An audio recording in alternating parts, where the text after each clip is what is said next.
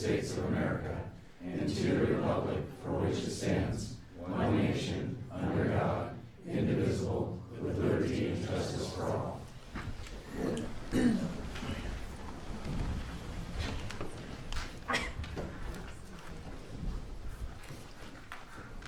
Oh, thank you. Okay, it's nice to see such a full room, by the way. Roll call, please. Councilmember Widmer? Yep. Councilmember Lewis? Here. Councilmember DeGolia? Here. Vice Mayor Weiss? Here. Mayor Lemprus? Here. Okay, all here. We'll move on to, we have some proclamations. City Manager, is it? Thank you, Mr. Mayor, members of the council. I'm going to turn it over to Commander Wade, who's going to conduct the next 3 items, I think. Yes, thank you. Good evening, members of the council. Thank you. Got 2 proclamations. First, I'd like to invite up Sharon Kaler, one of our fabulous 5 dispatchers here, and she's going to read the dispatcher proclamation recognizing Atherton's public safety communications personnel.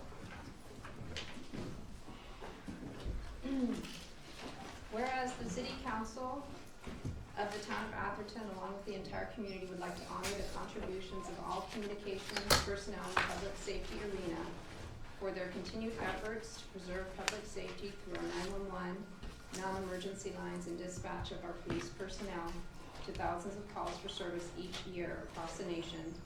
And whereas each year, the second week of April is dedicated to the men and women who serve as public safety telecommunicators.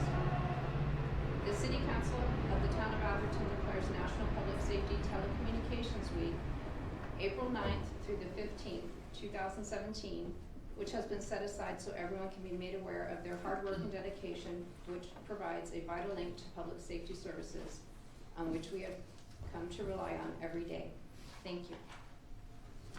Thank you.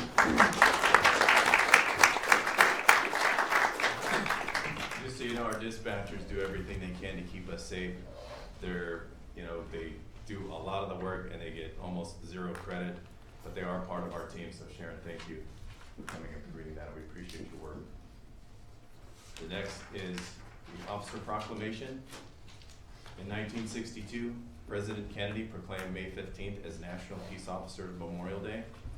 The calendar week in which May 15th falls is recognized as National Police Week. Whereas the Town Council and the community of the Town of Atherton would like to honor the men and women of law enforcement for their never-ending commitment to the protection of life and property. Whereas the Town Council would like to honor those 10 fallen officers who lost their lives in the line of duty in 2016. Deputy Scott Valentine, Officer Nathan Taylor, Officer Michael Catherman, Officer Jonathan de Guzman, Sergeant Steve Owen, Officer Jose Gilbert Vega, Officer Leslie Zarevny, Deputy Jack Hopkins, Sergeant Alfonso Lopez, Deputy Dennis Wallace, and the 5 officers killed in the line of duty enrolled from prior years: Officer Paul M. Carlisle, Sergeant Thomas J. Fonte, Deputy Marshal Frederick F. Moore, Constable Charles W. Winston, and Deputy Arthur J. Solomon. Thank you.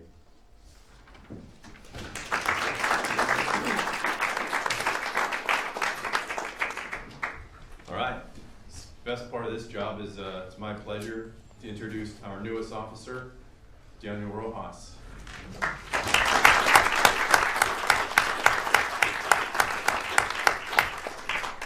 Now, without really getting into it, Daniel, we get a lot of people that want to work here. And Daniel came and he was looking for a job. And I thought, I told Daniel, we'd love to have you here, but I need you to go out and do some other things. Do some other things to better yourself. Gave him about 6 months to do that, and on the 6 months he came back and he had done those things, and he had done them with flying colors. So congratulations on your persistence. It hasn't gone unnoticed. Daniel, he started with us on Monday, March 27th. Dan attended Irvington High School and graduated in 2007. He attended Evergreen Valley College, where he graduated from the Police Academy, and has also attended Ohlone College in Fremont. He currently lives in San Lorenzo with his wife, Christina.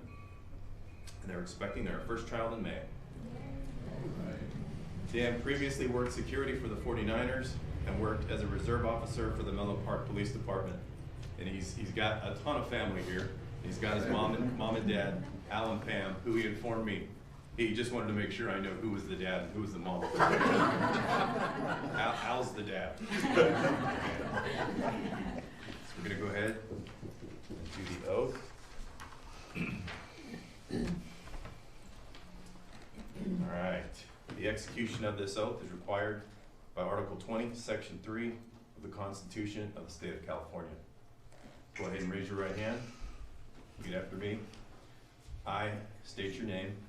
I, Daniel Rojas, Do solemnly affirm do solemnly affirm that I will support and defend the Constitution that I will support and defend the Constitution of the United States of the United States and the Constitution of the State of California and the Constitution of the State of California against all enemies, against all enemies, foreign and domestic, foreign and domestic, that I will bear true faith and allegiance that I will bear true faith and allegiance to the Constitution of the United States to the Constitution of the United States and the Constitution of the State of California, and the Constitution of the State of California, that I take this obligation freely that I take this obligation freely without any mental reservation without any mental reservation or purpose of evasion, or purpose of evasion, and that I will well and faithfully discharge and I will well and faithfully discharge the duties upon which the duties upon which I'm about to enter. I'm about to enter.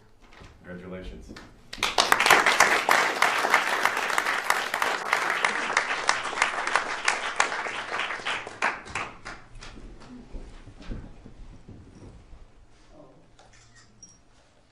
Wow, good work.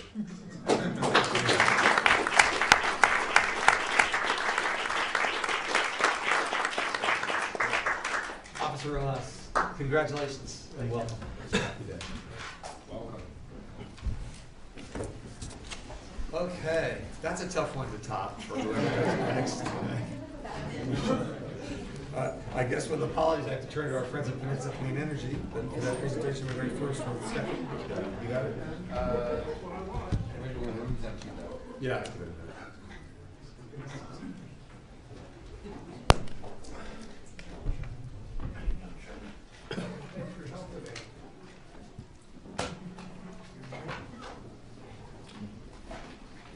Go ahead, just take a second, take a second, give you a chance. The presentation coming up. Good evening. My name is Kirsten Andrews Schwind. I'm the Communications and Outreach Manager with Peninsula Clean Energy. Thank you so much for inviting me tonight. I believe my presentation is coming up here in a moment. There we go. Great. I'm not sure whether to face you or like the Peninsula Club. Would you have a preference? Okay, very good. All right. So Peninsula Clean Energy, as you know, is now the official electricity provider for San Mateo County. And it was launched in order to have the county and the cities easily meet their greenhouse gas emission goals.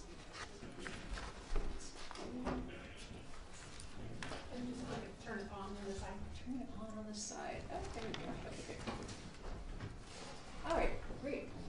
And it was launched by vote of all the city council members in all of the 20 cities of San Mateo County. So thank you for voting for this.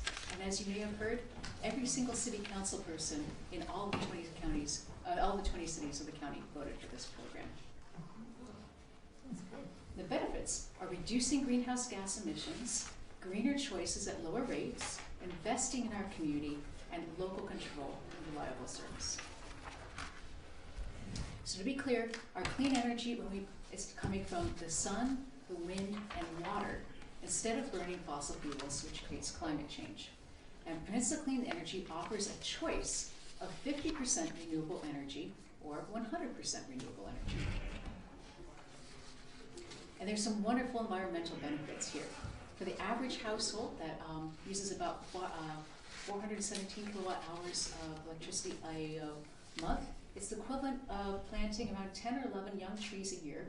And if you opt up to Eco 100, it's the equivalent of planting 23 to 25 young trees a year. I say 23 to 25, we actually just updated the numbers on those slides. But it's a wonderful benefit, especially a good thing to do for Earth Day. how Community Choice Energy works, this is a Community Choice Energy program, is that we buy the cleaner electricity on your behalf. It still goes through PG&E's wires, so PG&E continues to do the delivery and transmission. PG&E still reads your meter and sends you a bill. And so you now have choices. As I mentioned earlier, our default product is Eco Plus with 50% renewable energy. Now to say all these numbers are a little small on the slides, they're all on the brochures in the back, so feel free to pick up a brochure, it has exactly the same grid on it. We also offer Eco 100 with 100% renewable energy. And then PG&E is still an option for you as well. You'll notice under the electricity generation line there that our rates are really quite good. The average household would pay about $26.56 per month for electrical generation, compared to what they would pay $41.02 with PG&E. Our customers then pay some additional fees, PCIA fee. So when you add in that fee, Eco Plus is still 5% less than the PG&E for electricity generation.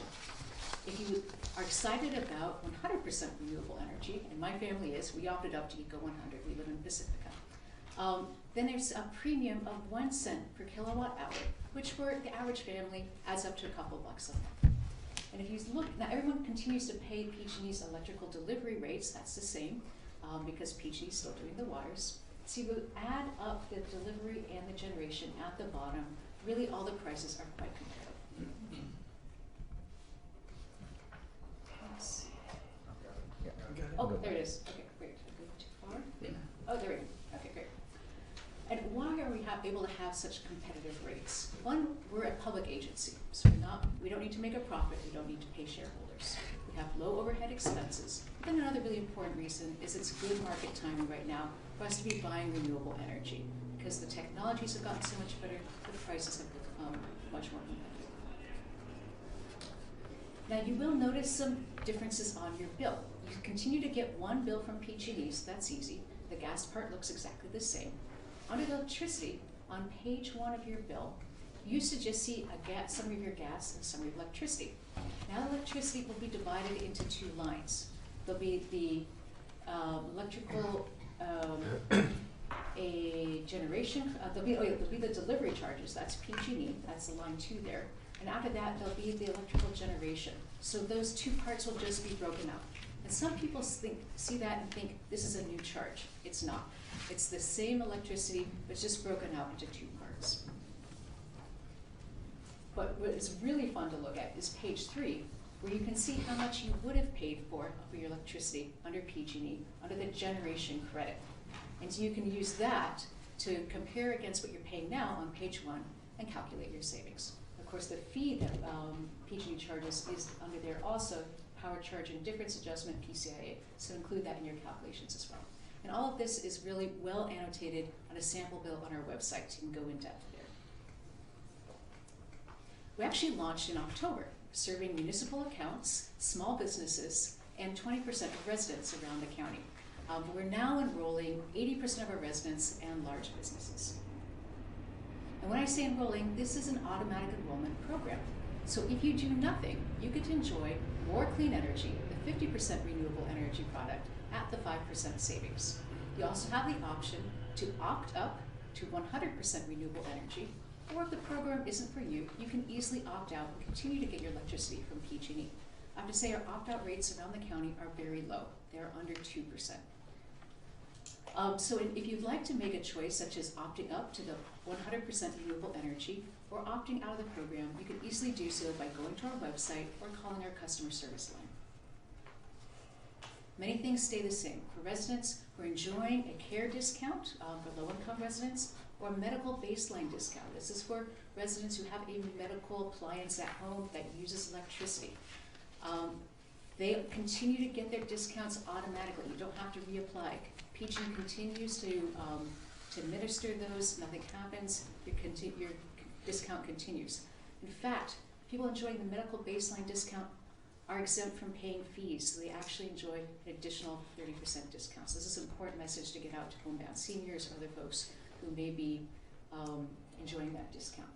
As I mentioned earlier, PG&E continues to maintain the wires, so if you have any problem with your electricity service, you call PG&E customer service just as you always have. Our board is made up of local elected officials. I'd like to thank Councilmember DeGolia for serving on our board. Our board is also made up of a council member from all the other cities in the county and 2 county supervisors, Supervisor Kine and Broom. Does anyone here have solar panels on your roof? No. Okay, yeah, we do have them. So that's called net metering. And our net metering program is a little bit different from PG&E's. For the energy that you're selling back to the grid, we will buy it from you at retail plus 1 penny more per kilowatt hour because we love our solar customers. We also true up monthly, and we will enroll you right after you, go back, oh, okay. We'll enroll you right after your PG&E true up date to make sure you're not losing out on any credits. So there are a few more people who are going to be enrolled after April. Those are our net metering customers who have true up dates between now and September. All right, so to recap, if you do nothing, you'll be automatically enrolled to get more clean electricity, 50% renewable energy at a 5% savings. Or if you would like the 100% renewable energy, you like my family did and opt out, it's easy to do on our website or through our customer service line. Also say we're going to be having a table at your Atherton Earth Day, and we will have postcards there we could fill out to also opt out to 100% renewable energy. If the program isn't for you, it's easy to opt out also on the website or the phone call. And thank you so much for inviting me. I think we can take a couple questions. Thank you very much.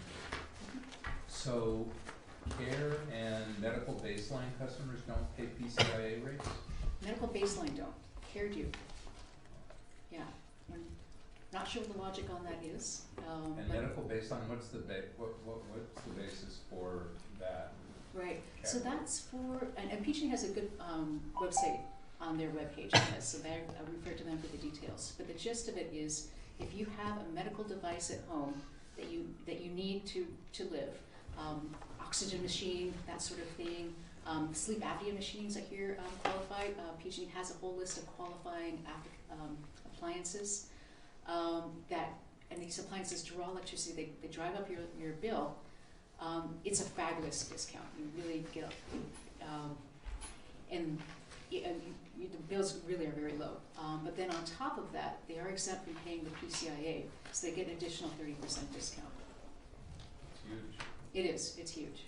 Yeah. So this is something that if you know people who may be qualified but haven't signed up yet, they should talk to their doctors about whether they may qualify. Bill? Yeah, I think it's important, since we have a couple members of the press here, that you mentioned that we're establishing the Citizens Advisory Board, and that the interviews will be first 2 weeks potentially in May, and that applications can still be submitted. So if people here or people that read the articles on this think that they are part of an organization or they're just an individual and they want to be part of it, that they should apply. Now's the time to do it. Right, and thank you, Councilmember Whitmer, for serving as the alternate on board, and also for serving on the ad hoc committee that is selecting that Citizens Advisory Committee. Appreciate your time. So if you'd like to apply for the Citizens Advisory Council, there's an application on our website, and more information on that. Just for information to the council, Kirsten mentioned that there's been less than a 2% opt-out rate. When we modeled the business for PCE, we modeled it on a 15% opt-out rate, which was the opt-out rate experienced by Marin and Sonoma counties when they did their CCAs. And because we've had less than a 2% opt-out rate, PCE had lined up a $12 million loan with Barclays Bank to finance us during the first year, because we've only had 20% of the customers on in October, and just now we're getting 100% on.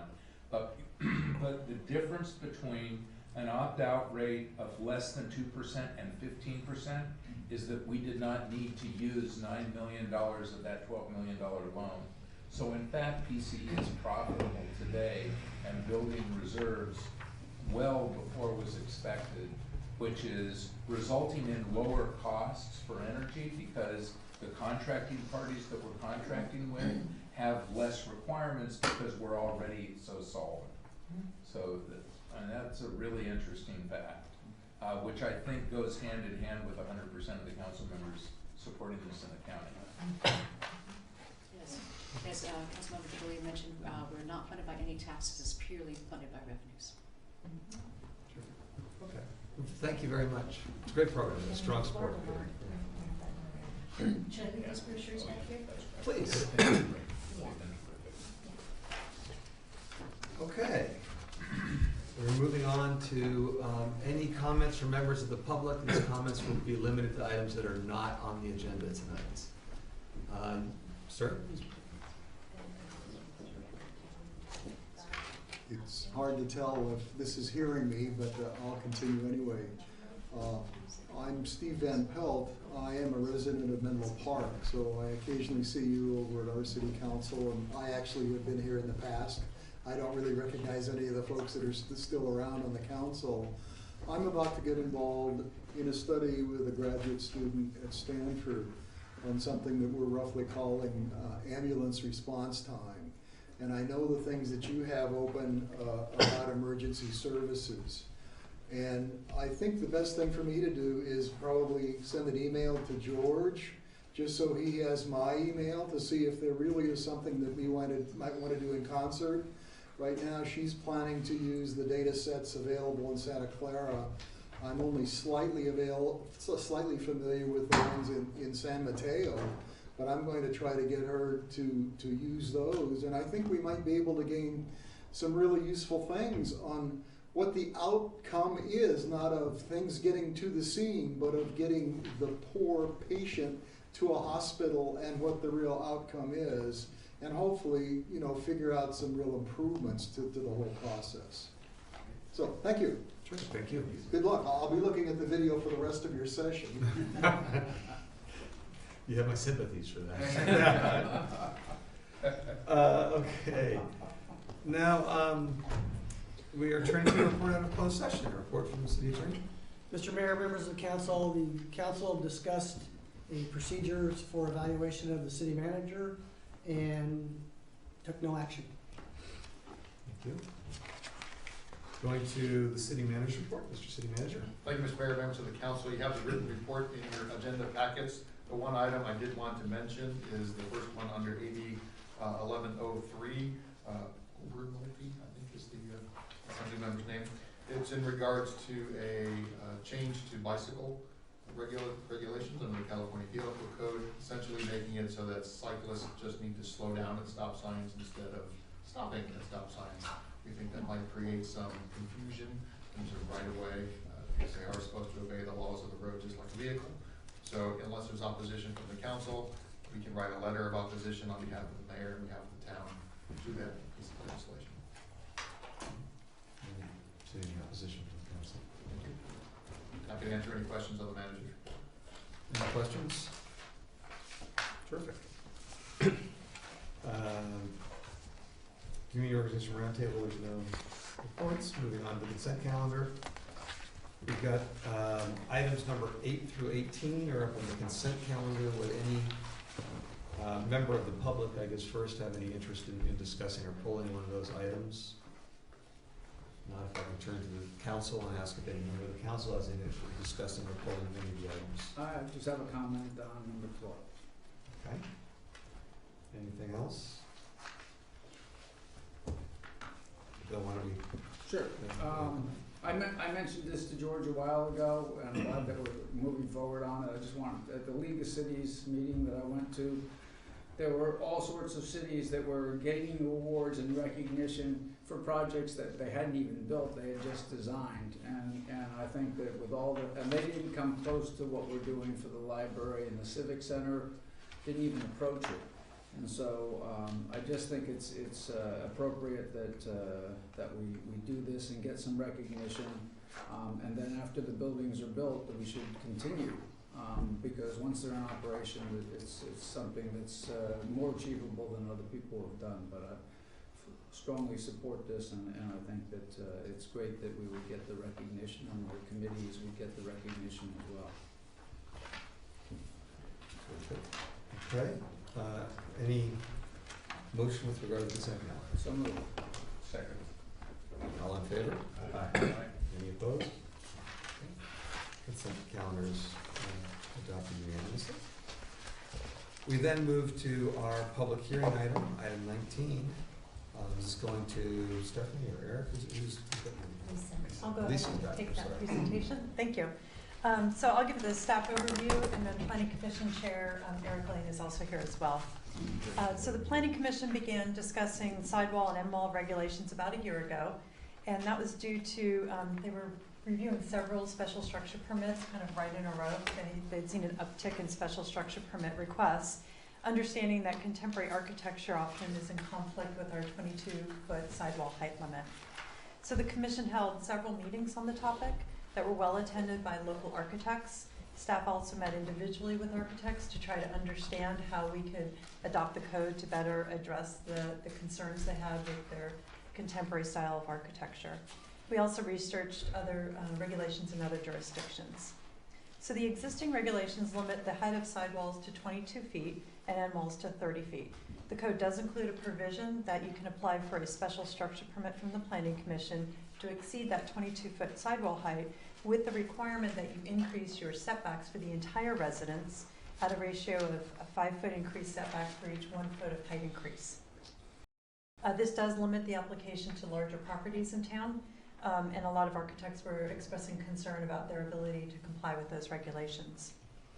The Commission was concerned in their deliberation that any changes to the code not compromise the home's architectural integrity, should attempt to mitigate the apparent bulk and mass of homes, and should not incentivize or distinguish one architectural style over another.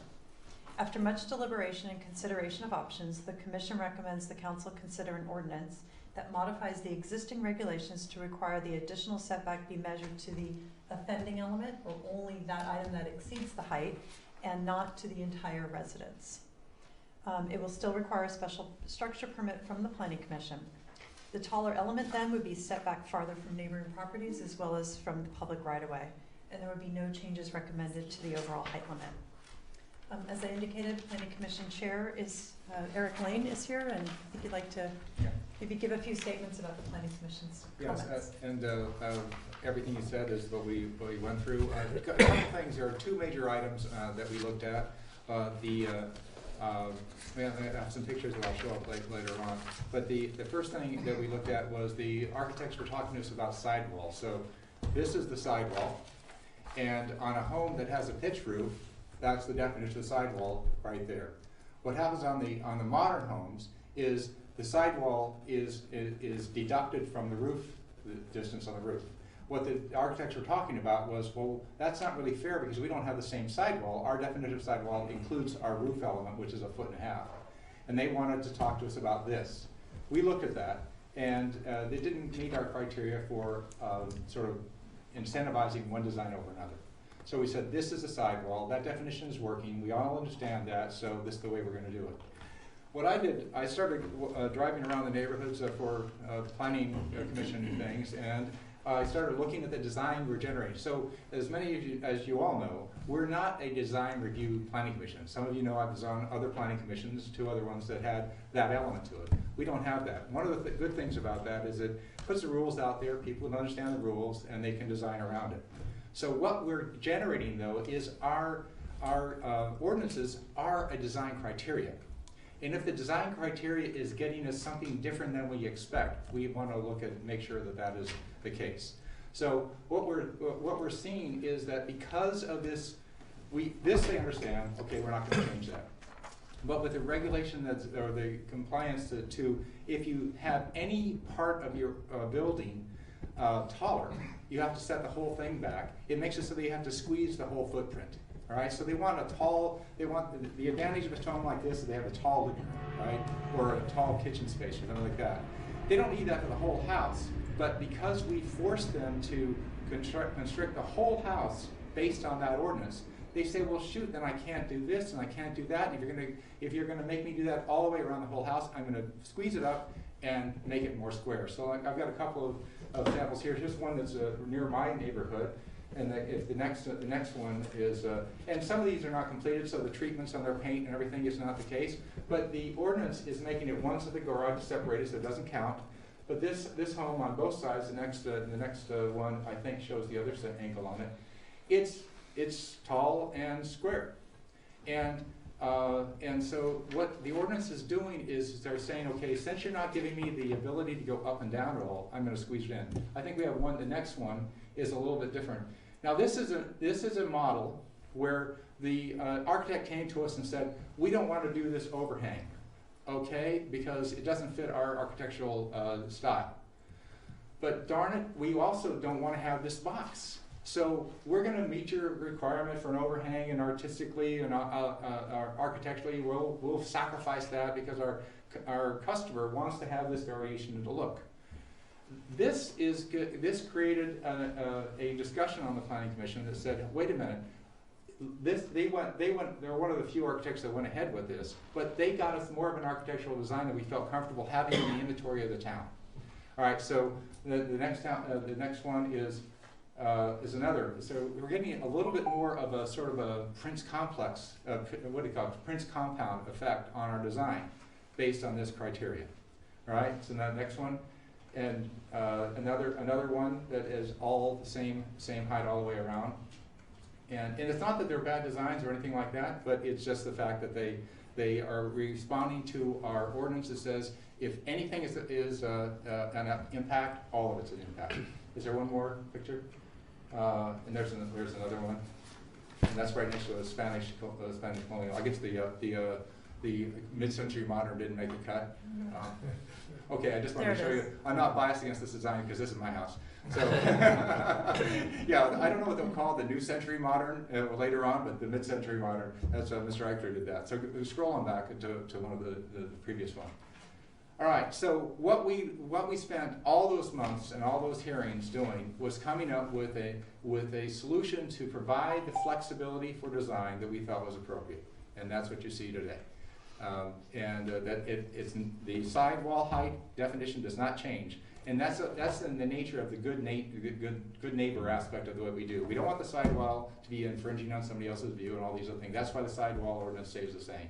But we think we can get a better architectural flexibility by providing this change. Terrific. Okay. Okay. Any questions from council? Clarifying questions? So I have a clarifying question. Please. So, Lisa, is there a square footage maximum for the extended height if you push it back into the footprint of the house from the side? There would not be a maximum.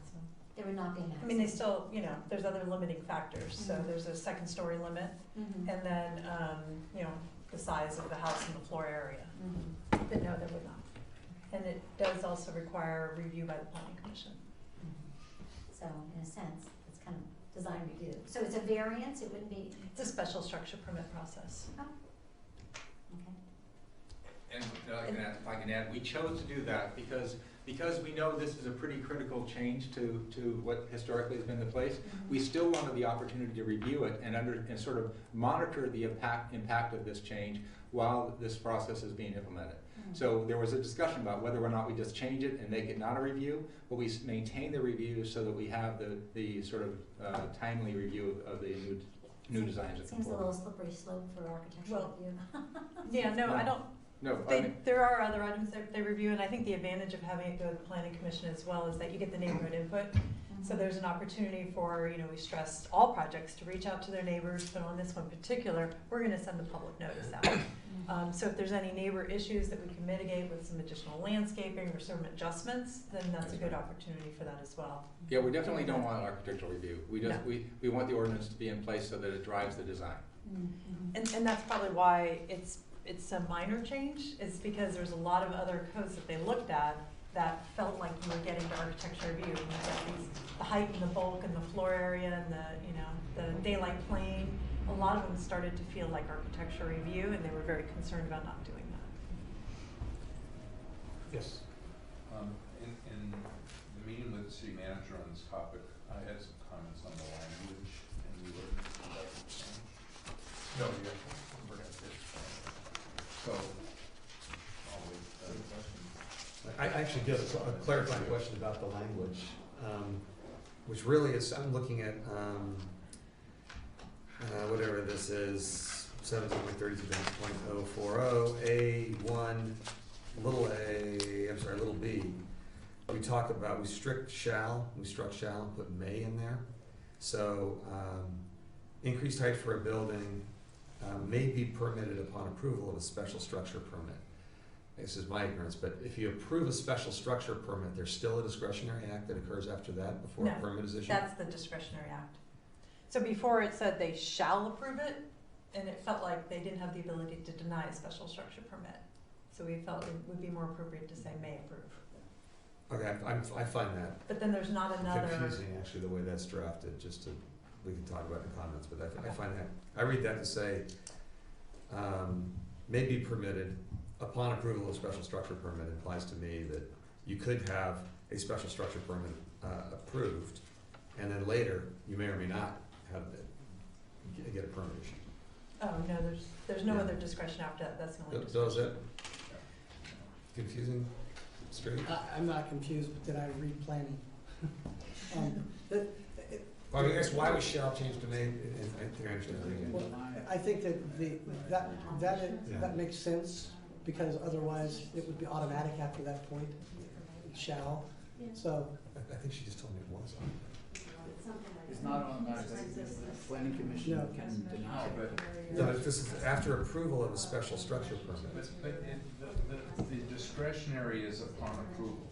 Yeah, So it could, if it shall be permitted upon approval, then the discretion comes in, and if it's not approved, then Yeah, yes, that's right, that's I understand that's your point. Yeah, okay. yeah, I get your point, and I think that it could be expanded perhaps, but I think that's, at least to me, it seems like it's fairly clear that what it's saying is that the only discretion that's exercised by the planning commission is in the issuance of a special permit, but in this case, not for other things, but for the design flexibility. I mean, I'm still troubled by the language. Let me turn to comments for you. Any comments from members of the public? Okay, seeing none, comments from members of the I council? think we've worked on some revised wording Oh, to address, I think, both alright. of your comments, if you'd like, unless there's others. Happy to wait. Throw it at Sorry. Please listen, that's. Okay, so on A, I know the concern is requesting, the area of requesting it, because an area can't request something. Right. So to reword A in its entirety, the main building vertical sidewalls and columns height may be increased. I wouldn't mind striking in any case. Right. May be increased where the front, rear, and side yard, as measured to the area having the increased vertical height. But is the area a wall? My problem It's the was wall. also with the word area. Why don't we say Measured it's to the measured wall? by Well, the wall? Because it could also be a main building height increase from 30 feet to 34 feet. I mean, but wouldn't it still be a wall? It could be the roof in that situation. Right. It could If be- you're increasing the height of the roof to 34 feet from 30 feet. Okay, but the wall's also gonna be, the wall, if you increase the roof, whatever comes under the roof has to be increased, right? Right, but that's what, it just may be more of a roof than a wall. Yeah, it could be. It's my only concern. Could be a the pitch that's, yeah. Okay. The ordinance has to fulfill all architectural styles, not just this one, and that's what we're looking at too. Right. And that's what that Could be a word refers mansard to. roof. Right, yeah. Pitch Could roof. be, your house. Okay. And then after that, I wanted to add and, because both need to apply. And then the other item is B, increase height for main building, but not to exceed 34 feet, or for vertical sidewalls or columns, but not to exceed 28 feet, may be permitted by way of a special structure permit. We just want to explain that's the avenue to get it.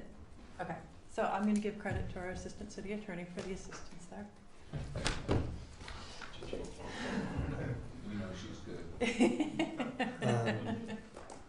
Mr. Lloyd, did you have further comment? That will address my comment. Any comments from other members of the council? Very good. Mr. Lees? Sure. I will say that I have been attending the contractors forum. This is one of the things that they have brought up, and I'm glad the planning commission took a strike at it. And it's something that I think that simplifies it, but gives us a better structural appeal, if I might. I mean, it creates a less hardened look versus a vertical. And then on top of that, the landscape screening ordinance still applies. So with the amendment and how we've rewritten it, will also give us that clear flexibility with whatever additional foliage needs to be put in play.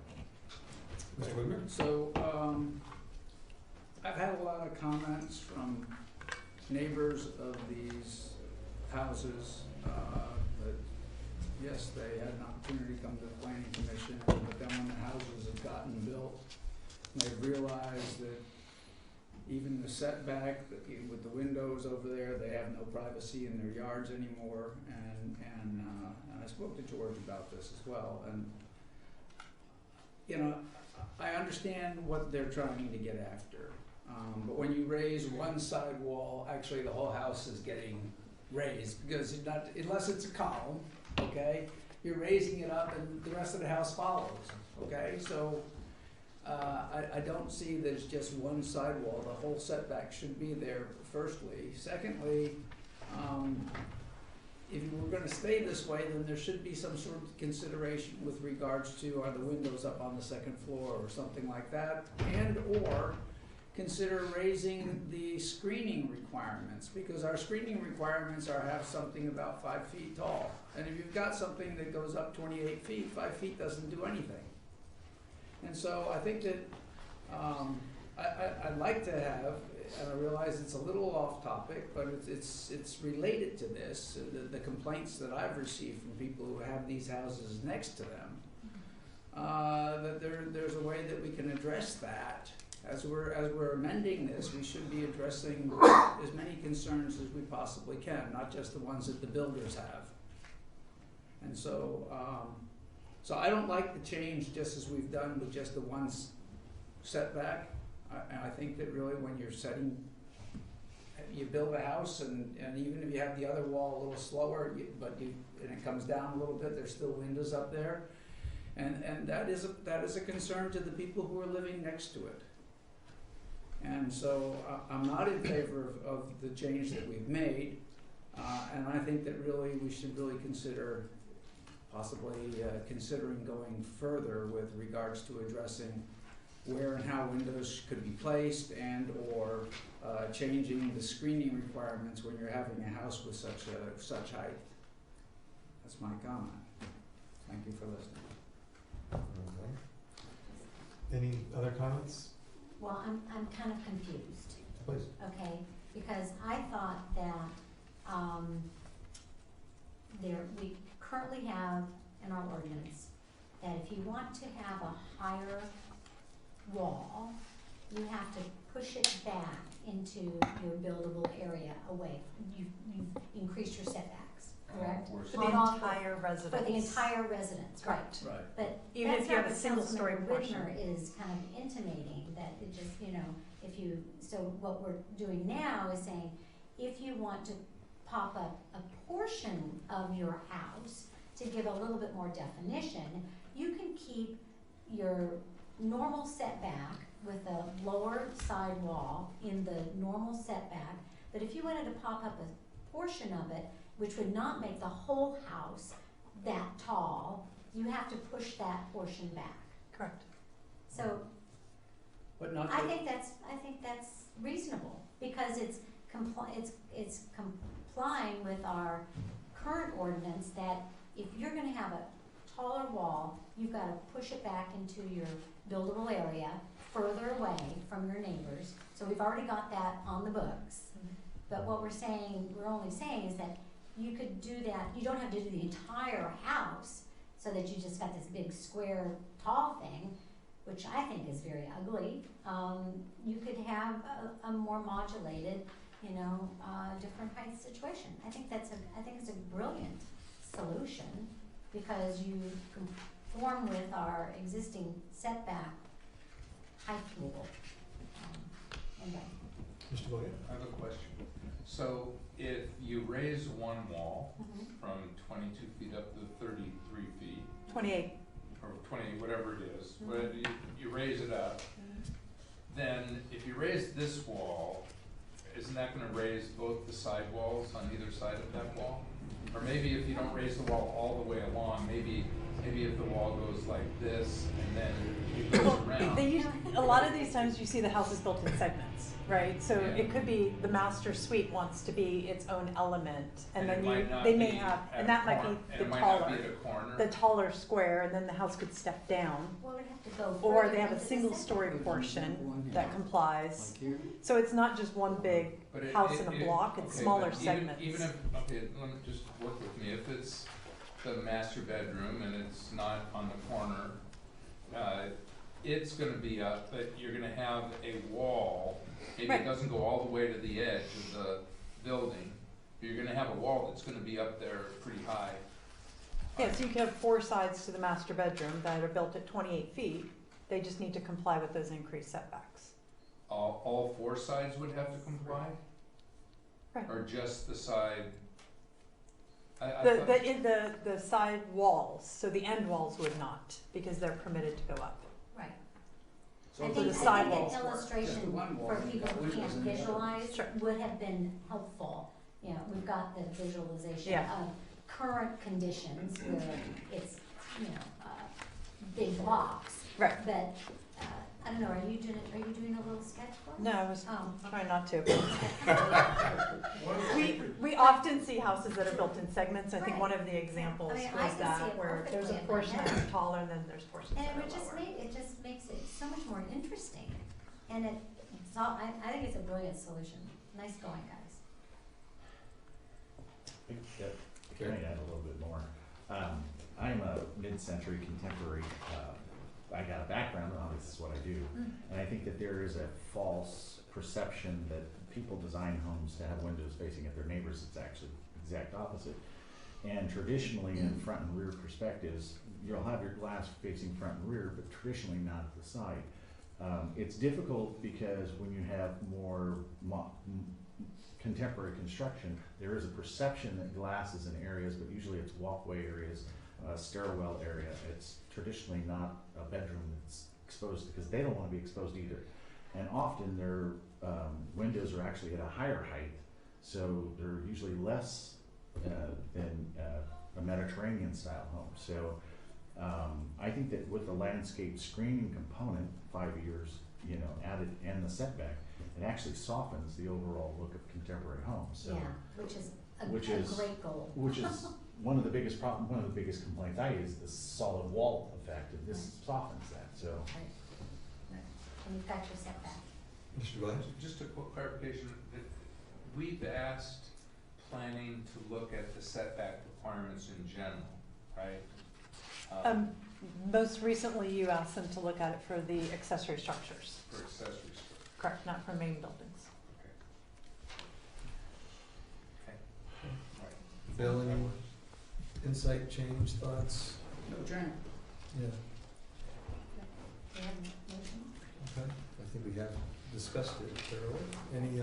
Any motion from anyone? I'd like to make a motion to, well, is this the first reading? It's a public Yeah, hearing. introduce. We're- So. This is just the first reading, so I approve the first reading, introduce the first reading of the ordinance amending the Atherton Municipal Code, chapter 1732, residential district RA. With amendments as. Amendments as presented. Second that? Okay, so we have a motion, a second from Mr. Weiss. Okay, all those in favor? Aye. All those opposed? And nay, so we have 4-1.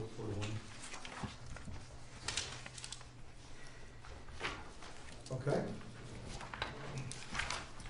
Thank you very much. Video the rest of the way. Thank you. You can watch us on video later. Yeah. I forgot to say hi, Mom. She watches from Missouri. Yeah. Okay, Robert got this one? You have it? Robert? Yeah, I'll discuss before Teresa sets up the PowerPoint presentation. Just kidding, there's no PowerPoint.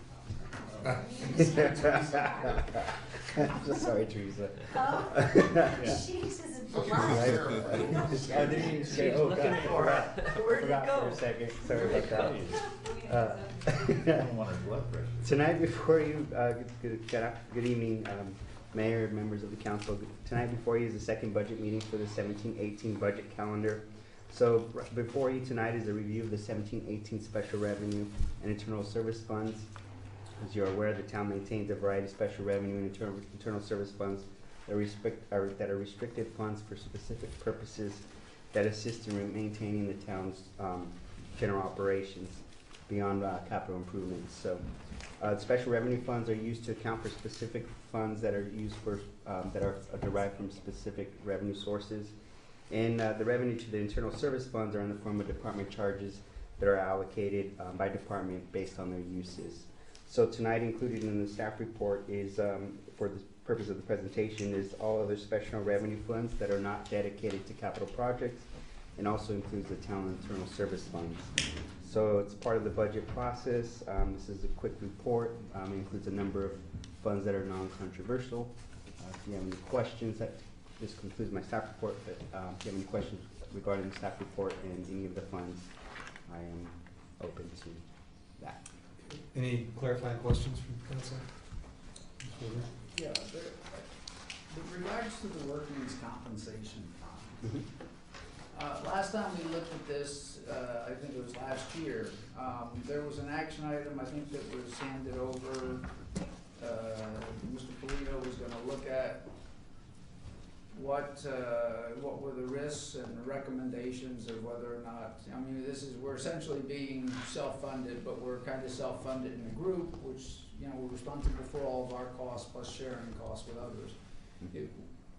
And I thought that he was gonna look at us being 100% self-funded, setting up a reserve fund, and then handling it from there, and I don't recall ever seeing any sort of report or recommendation out of that. So I didn't know if that had happened, and if it had, could we know about it, and if it hasn't happened, perhaps, you know, he could follow up with that. Yes, we did discuss that back last year regarding this. We discussed it when we did the first true up of the $680,000. That was to true up the workman's comp portion of our equity reserve. We decided that as we did that portion, that true up, we would review our workers' comp claims. As we recall, last year there was only $112,000 of negative equity reserve that we had to true up. So we did that, but over the past couple of years, we've had some claims, and it was listed within the staff report, the previous staff report that we had in April. And in here, there were some claims that were about $337,000 for this year. And a majority of the costs are these claims that are part of the town. The JPA, the administrative costs, are minimal, so what we're paying is just our self-insured component retention. So I think this is something that we'll continue to review, looking at our equity. But as far as going and reviewing and seeing, you know, with Ms. Polito within the JPA, we felt that as long as we're staying current with our equity and maintaining that we would just hold off on that. Bob did look at, he had some confusion as to how the town's workers' compensation process actually operated with JPA. I thought there might be alternatives for the town to consider, either other JPA situations or state-funded plans, or on our own as one of the options. He did look at that, came back, and as Robert noted, said, you know, what we have now is kind of our best solution. There are other JPAs out there, but for the town to move from a current JPA to a new one, it would cost us considerably. Considerably, because we've got to back up all of our past claims history in terms of buy-in into the JPA. And he recommended we just lay for a while, let our claims even out, and then evaluate it again. Right. Okay, thank you. Mr. Chair, I just have a comment about workman's compensation claims. It seems like we have a fair amount of them. And is there any way that operationally internally, that we can try to reduce that by implementing, you know, higher safety standards or education or, I don't know, posters or something that, you know, say, you know, work safe, be safe, always wear your glasses or whatever, just to kind of, you know, just try to make it as safe as an environment, working conditions as you can. There is a regular review that occurs with the JPA. It's ABAC plan that the town uses. And they come in and do an evaluation of our practices and policies with that in focus as part of that. And we have a quarterly safety meeting that all the department heads meet, and we discuss any issues, whether it's safety concerns, hazards, here around City Hall, and so we address those, we discuss those. But a majority of these workers' comp claims are public safety related, so we try to mitigate that as much as we can, whether it's equipment and other things. If it's clear workplace safety, we We're have on it. it. But a lot of these are not workplace safety driven, picking up a box, getting in and out of a vehicle, that sort of stuff. They are, as Robert mentioned, public safety related claims, some of them, what do they call those? On-the-job accidents that result in Right. industrial disability retirements. Mhm. And that's why the claims have increased recently. As a claims administrator. Because of that. Okay, Right. thank you, thank you. Um, Appreciate it. Any comments from any member of the public on this issue?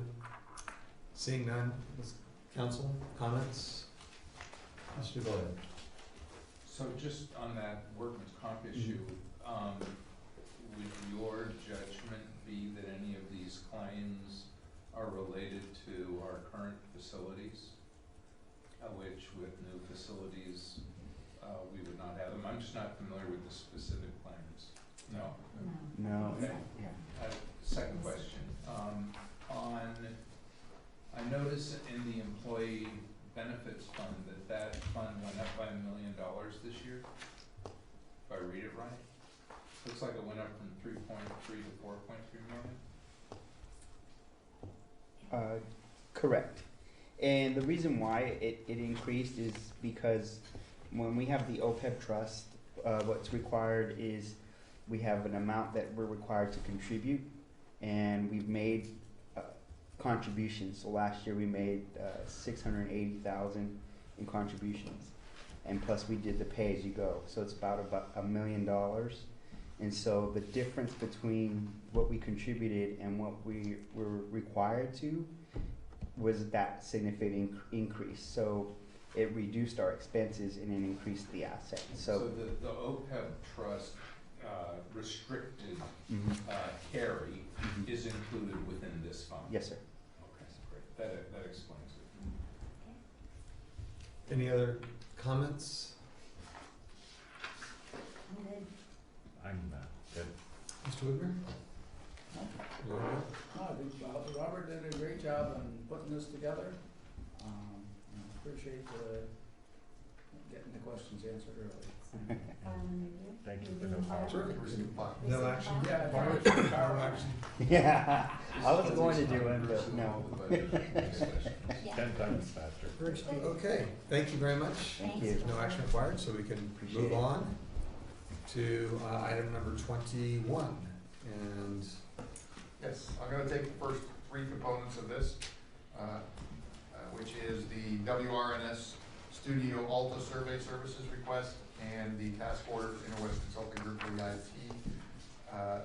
The Alta survey, as all the council knows, is something we probably should have pulled the trigger on a couple of years ago as we moved down this process. It was part of the cost model manager, overall cost of the project, that was an ad alternate for WRNS. We didn't pull the trigger on it, thinking we knew enough about what was out there, but we didn't. There's an AT&T vault that we ran into. It's probably right over there. And above ground, it's no bigger than the staff table here, but below ground is probably twice that size. That's something we didn't know, nor do we know it had an easement. So there may be other things out there that we're not aware of in terms of size and formal easements. So the Alta survey is recommended to pull the trigger on at this point. The Interwest Consulting IT Services is for the phasing component of the project. Interwest will assist us in moving the phones and computer technology type stuff, networking from the main buildings to the temporary trailers and then back into the new building. During our one-on-one conversations, it was brought up by a member of the council that there needs to be a higher level of awareness with respect to protecting our servers either in place or relocation at the beginning of that phasing process and during construction. So we're gonna call that to the attention of IT to make sure that they do that. It's recommended that the city attorney, that the council authorize the city attorney to prepare and city manager to execute any necessary amendments to those two agreements. Why don't we pause there, see if there are any clarifying questions from anyone on the council? 1 through 4? Just on No, my. 1 through 3. 1, 2, 3. 1 through 3? No. Okay. Then any comments from members of the public on these items 1 through 3? Okay, seeing none, pull it back, comments from the council. Anybody? I think that it's a good idea. Yeah. And it's a, you know, who knows what the surprises will be out there, but, you know, obviously we found a vault, we found a water line. Who knows what we'll find, but it's obviously something we have to do. Okay. I'll just make it quick, if I can. Please. Okay. About the Alta survey, being in commercial real estate, it's something that we typically do, and I know that when we started the project with WRNS, we were trying to be very, very frugal in spending any money for the project and to get as far along as we could get with the project without doing it, but it's absolutely essential to have that deep of a survey, an Alta survey, which goes farther than your typical land survey, you know, like your title company survey or deed survey. So I agree with that, and I think it's a reasonable amount of money, and the IT is something you can't mess with, so I think it's reasonable. If there's no more comments, then you can entertain them. I'm sorry. I'll just say, I think this is, I have no judgment on what these things usually cost, but this is an area where we tried to save money and foolishly, and we ended up spending more because of it, so I'm glad we're doing it. So I'll make a motion to approve items 1, 2, and 3 as they are written in the item number 29. Second it. Okay. We have a motion and a second. All those in favor? Aye. Aye. All opposed? It's unanimously approved. Moving on to item 4. Thank you, Mr. Mayor, members of the council. I'll turn it over to Marty at this point. Marty, along with the Project Management Committee of Applied Managers, Steve Dostart and Rose Howe, took a serious stab over lots of time on the RFQ. That's what's before you this evening. I have met with each of you individually, and Marty knows what that feedback is, so he's aware of some of the questions and comments that might come up. He's prepared to move on from here. So good evening, Mayor, members of council. Yeah, the RFQ, request for qualifications to provide a list of pre-qualified contractors that ultimately then would be allowed to bid on the Civic Center project later on this year. And so there's a number of benefits with that is by pre-qualifying contractors, as you see in the RFQ, there's many minimum requirements that the qualifications of a contractor will have to meet. And also, one of the things that we are asking them to respond to is the current phasing plan that WRNS has come up with, and you've seen it, and see if there's other ways to maybe to work that. And probably more important at this point is the cost estimates that MAC 5 has come up with 100% design development. And are those in sync with the market that we are currently in? And you'll hear that in the next report, because the costs that we're hearing in industry-wide in this area are very, very high. And I think, so this will be a reality check for us to find out from the contractors that are interested in bidding our project, are these cost estimates that MAC 5 coming up with, are they in sync with the market that we're currently in? And really it'd be a year from now, or towards the end of this year. So there's a number of benefits with doing this RFQ process. If you do the normal design bid build, where we go out to bid and we let anybody bid on it. We have to go with the, per public contracting code, the lowest responsive bid. And sometimes you end up with contractors that are not the best for your project, but you have to go with them. And that causes you all sorts of problems, you know, throughout the duration of the construction project. So by doing this process too, we actually, again, get to screen out, hopefully, some of the contractors we do not want to work with. We want to work with just the best that have experience in this area working on these kind of projects. So there's lots of benefits, and as the city manager mentioned, we work very closely with the project management committee to develop this RFQ, and we hope you approve that for us to release this. There were a couple of amendments suggested. One was for the project funding paragraph. And I'm looking at Page 25. To reduce that paragraph and eliminate, reduce that paragraph to the first two sentences only. I mean, there's no need for a conversation around ballot measures and things like that within it. And then the project description paragraph, I know that there's been some comments about how to tweak the language in that one that the council can certainly discuss. And then there was also a comment regarding the limitation on the contractors to 150 miles for their corporate headquarters. That's something the council can also certainly discuss. Okay, clarifying questions for council? None? I had one and Marty answered it earlier. Okay, going to comments, any comments from members of the public on this item? Okay, seeing none, pulling it back to council, comments from council? Mr. Whitmer? Sure. So I was the one that discussed the 150-mile radius. I think that I agree that we want to keep the money in California.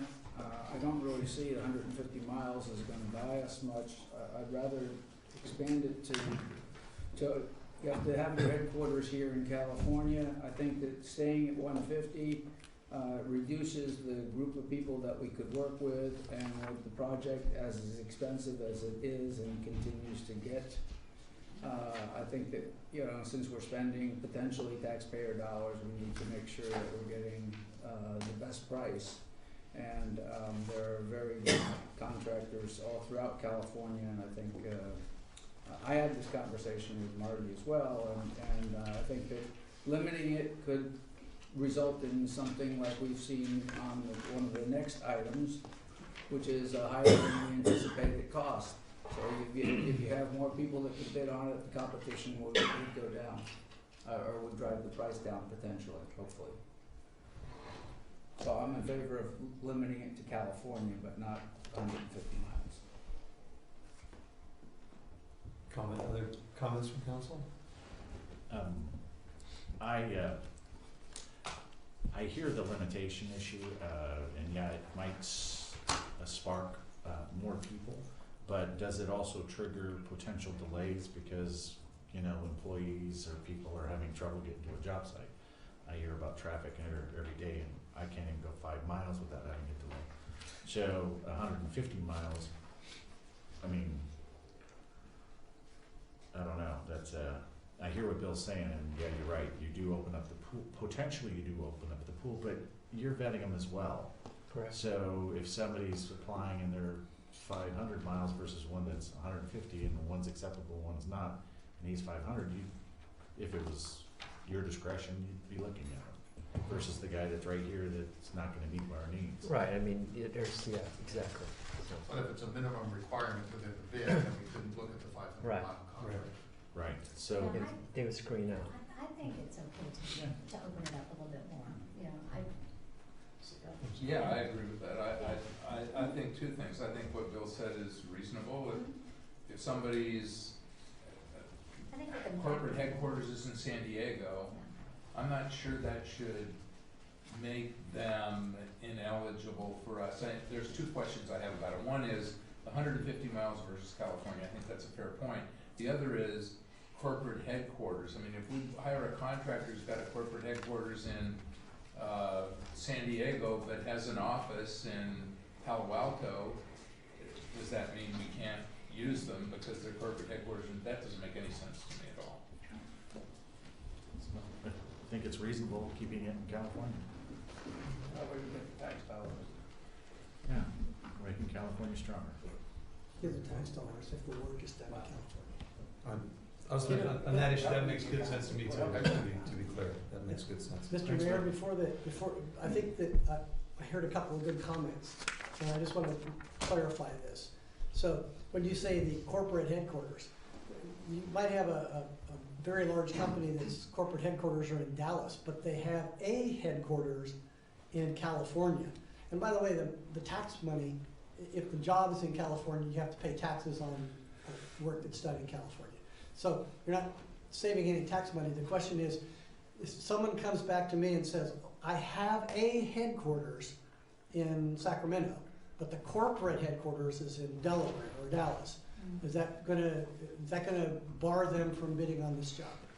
Well, the way it was phrased before was contractor headquarters. I don't know what that means. I mean, it could change to a headquarters location. If it said a headquarters, I think California, you're getting what you want in terms of Yeah. more local control. Somebody that's, I'm hoping that we get some really dynamic and good contractor out of Stockton or Fresno, you know. It says Cheaper. the proposed Low-down. contractor headquarters are located 150 miles from the town of Atherton. So you'd have to So I guess my, expand it or. if you if change you're asking that. for input, if it said I'm not sure what a headquarters means Well, exactly, but. what Councilmember Whitmer just read, if it said in the contract, if it says a contractor headquarters is located in California, or, because a lot of these big companies have headquarters in multiple All over the states. place. And so, I just don't wanna get somebody, because I'm the referee, somebody goes to Marty and says, hey, our corporate headquarters or our contractor headquarters is in Dallas, but we have a regional headquarters in Sacramento. I guess I'm still confused, and I apologize, but is that the same as an office or is it different from an office? Could be, I mean, they'll call it the headquarters if they need to get a job. It's an operational point in California. And I guess that when we look at writing the contract, you know, you have to figure out if you're gonna be paying travel expenses for the workers or the superintendents to travel from Delaware or here, you know, you don't wanna do that. The contract is gonna say so-and-so company with headquarters in blah, blah, blah, or a Delaware corporation with headquarters in, put their address. And so as long as the address is in California, then no harm, no foul. What I see pretty common is that they have to have a quote, office in California. Yes. I mean, it sounds to me like what our interest is the office managing the project. The office that is managing the project. It doesn't have to we don't really care where the corporate headquarters I agree are. with that. Right, exactly. So Is that clear? I think we have the input we Yeah. need. Okay. Okay. That's that issue. Other issues? Yeah, I had a comment on the project description. I thought in the second paragraph where we talk about the ad alts and the desire to attain a zero net energy profile for the library building, but where that's not required for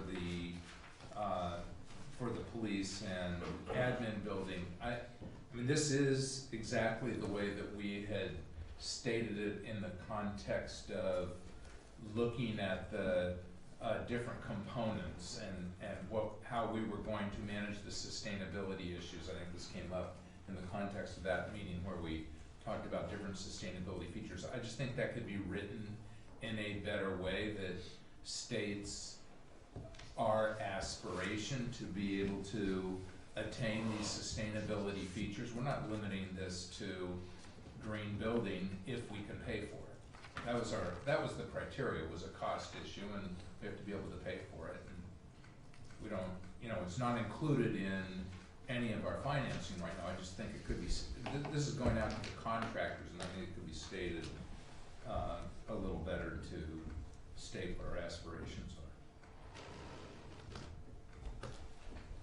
Can you just, to what end, Rick, just so I understand? Is this? Well, this RFQ is going out to the Understood. contractors. I wanna let the contractors know this is, I mean, they're gonna see it in the bid, but I think we shouldn't be saying to them, like it's something we're pushing under the rug, which is what I think this reads as. Well, I would recommend, Rick, that perhaps in their qualifications, we ask them to talk about what type of green buildings they've done and what their capabilities are, as opposed to stating it up front, because some of it's in the base bid, some of it's at alt. Yeah. And we don't know what's gonna be in, but it's important to us that we know I don't see that it's not covered. what their capabilities are and their references. Yeah. I'm just, the qualifications issue is covered under the minimum requirements. But again, as I read the language, Rick, it feels to me like it's accurately stated. Mhm. But that's why I'm asking what, explain I to don't me. have specific language. Okay. I think it's okay. We'd like more, but I think You satisfied? I don't care. Okay. Other comments? so do we need a motion? Well, I have a question, I guess, or a comment on this. This will come back to us on just like yet a July 19 scheduled meeting. Is that correct? Correct. Okay. And what exactly will the council function be at that meeting? It'll be What will to we do? approve the list of pre-qualified contractors. Okay. Right. So you're And gonna we'll be take working this with the out and PMC through the process too. You're gonna submit the RFP out to people. RFQ. Correct. sorry.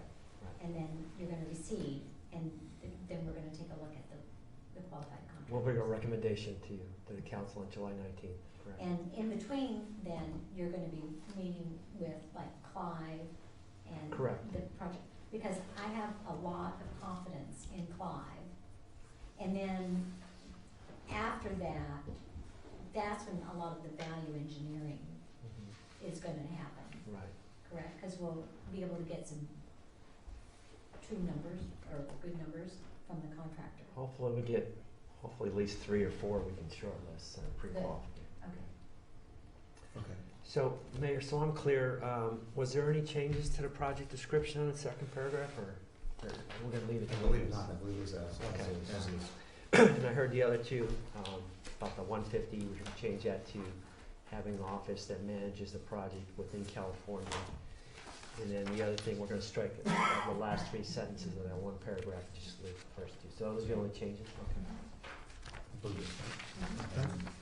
Okay. Any motion at this point? Motion. I think we directed. Does it all need to do Just is authorize authorize? them to release, motion to release the RFQ. Motion to release the RFQ with the amendments as. I'll second. All those in favor? Aye. Aye. Opposed? No. Okay. Then moving on to item number 5 on this list. Thank you, Mr. Mayor, members of the council. This is the all-in cost model manager that we said we'd be including in the council packet once we get the construction drawings phase. It's just included for your information this evening as a receive and file. And then the next item below it is the value engineering paper, which there was some pre-meeting conversation one-on-one that Marty can certainly speak to.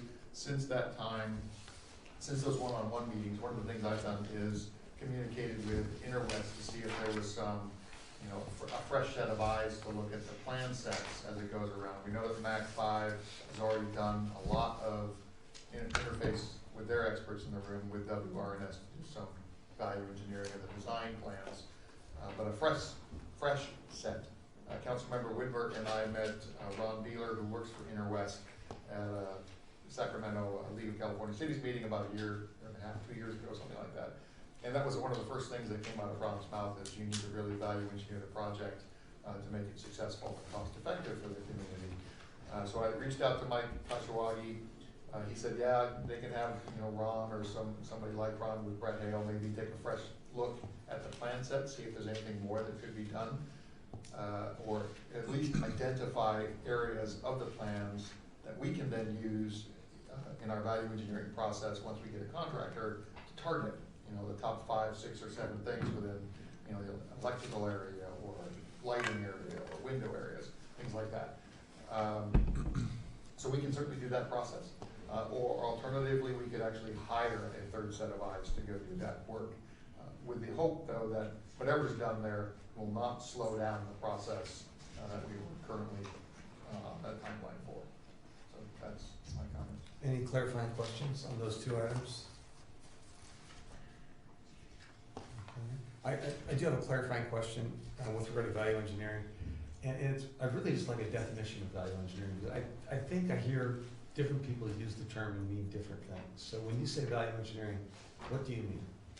Well, once you get a contractor on board and you know the price for particular items, you can go down the list and say, you know, because it's also driven by your design. So if the architect designs a certain spec for windows, then when you get the bid in, that's what the price is gonna be for those specific windows. But if the design is flexible enough to allow options, something that's similar to, and the price comes in, then you can negotiate with the contractor, work with the contractor to change out that spec for something less expensive.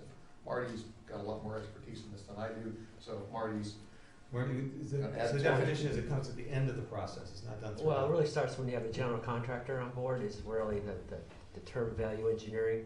Because as the city manager said, is you have these plan sets that, you know, we're gonna go out to bid, and the architect has designed certain things, but the contractor might say, hey, I can produce the same project or same whatever, but I can do it in a different method or a different way, or we're using different materials, and you'll have the same end product, but you're gonna save money by doing that. And so to me, that's how value engineering works. Anything to that point is more really in a constructability review, like that's what MAC5's been doing all throughout the project. So anytime WNS produces sets of plans, whether it's 50% DD, 100% DD, they have their team of experts comb through everything and make sure everything is done properly, and then there's no waste of materials or anything like that. So that's been throughout the process. But really, as the paper says, the value engineering starts when you have a general contractor on board, and that's why we want to pre-qualify them, because we want them to look at our phasing plan, because in my mind, I haven't seen a project where the phasing doesn't change, because the general contractor's always got some ideas how to save the money, how to save time. And same thing with building, you know, the buildings or the pavement or whatever. So they're going to come up with these called things VSIPs, value engineering change proposals. And why they want to do this is they benefit because they split the cost of savings. So if it's $1,000 change proposal, they get 500 and the owner gets 500 savings, and you end up with the same product at the end. Through the chair. So Marty, not to be confused with the change order. So value engineering may be, for example, a Milgard window versus an Anderson. Cost-wise, we save $100,000. We decide to go with a Milgard window, but that's not considered a change order. It's value engineering. It's value engineering that actually ends up being a change order. So there's a number of different steps here. They call it the value engineering change proposal, and if that's accepted by the owner, then it becomes a change order. And one more question. I'm a little confused about the splitting of the savings. Is there do we have an agreement that we'll be splitting the savings with the general contractor? That's usually how it works. It's incentivized. So it incentivizes the contractor to come up with these ideas, so they benefit and the owner benefits. But that's part of the contract. Right, Actually, exactly. Right. Yeah. That's not just standard. But that's the synergy. norm, is 50-50 split. I mean, I guess you can do whatever percentage you want, but that's how I'm used to, is the 50-50 split. Okay.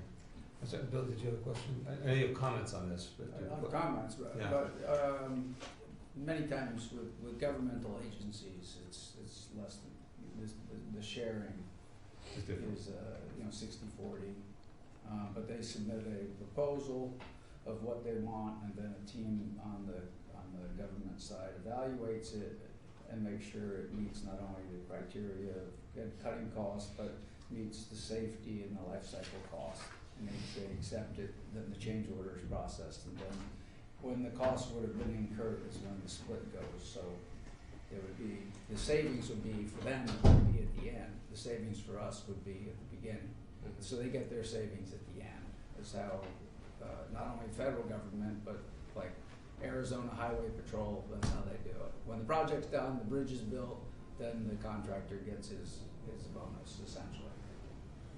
Okay, I think that finishes the clarifying questions.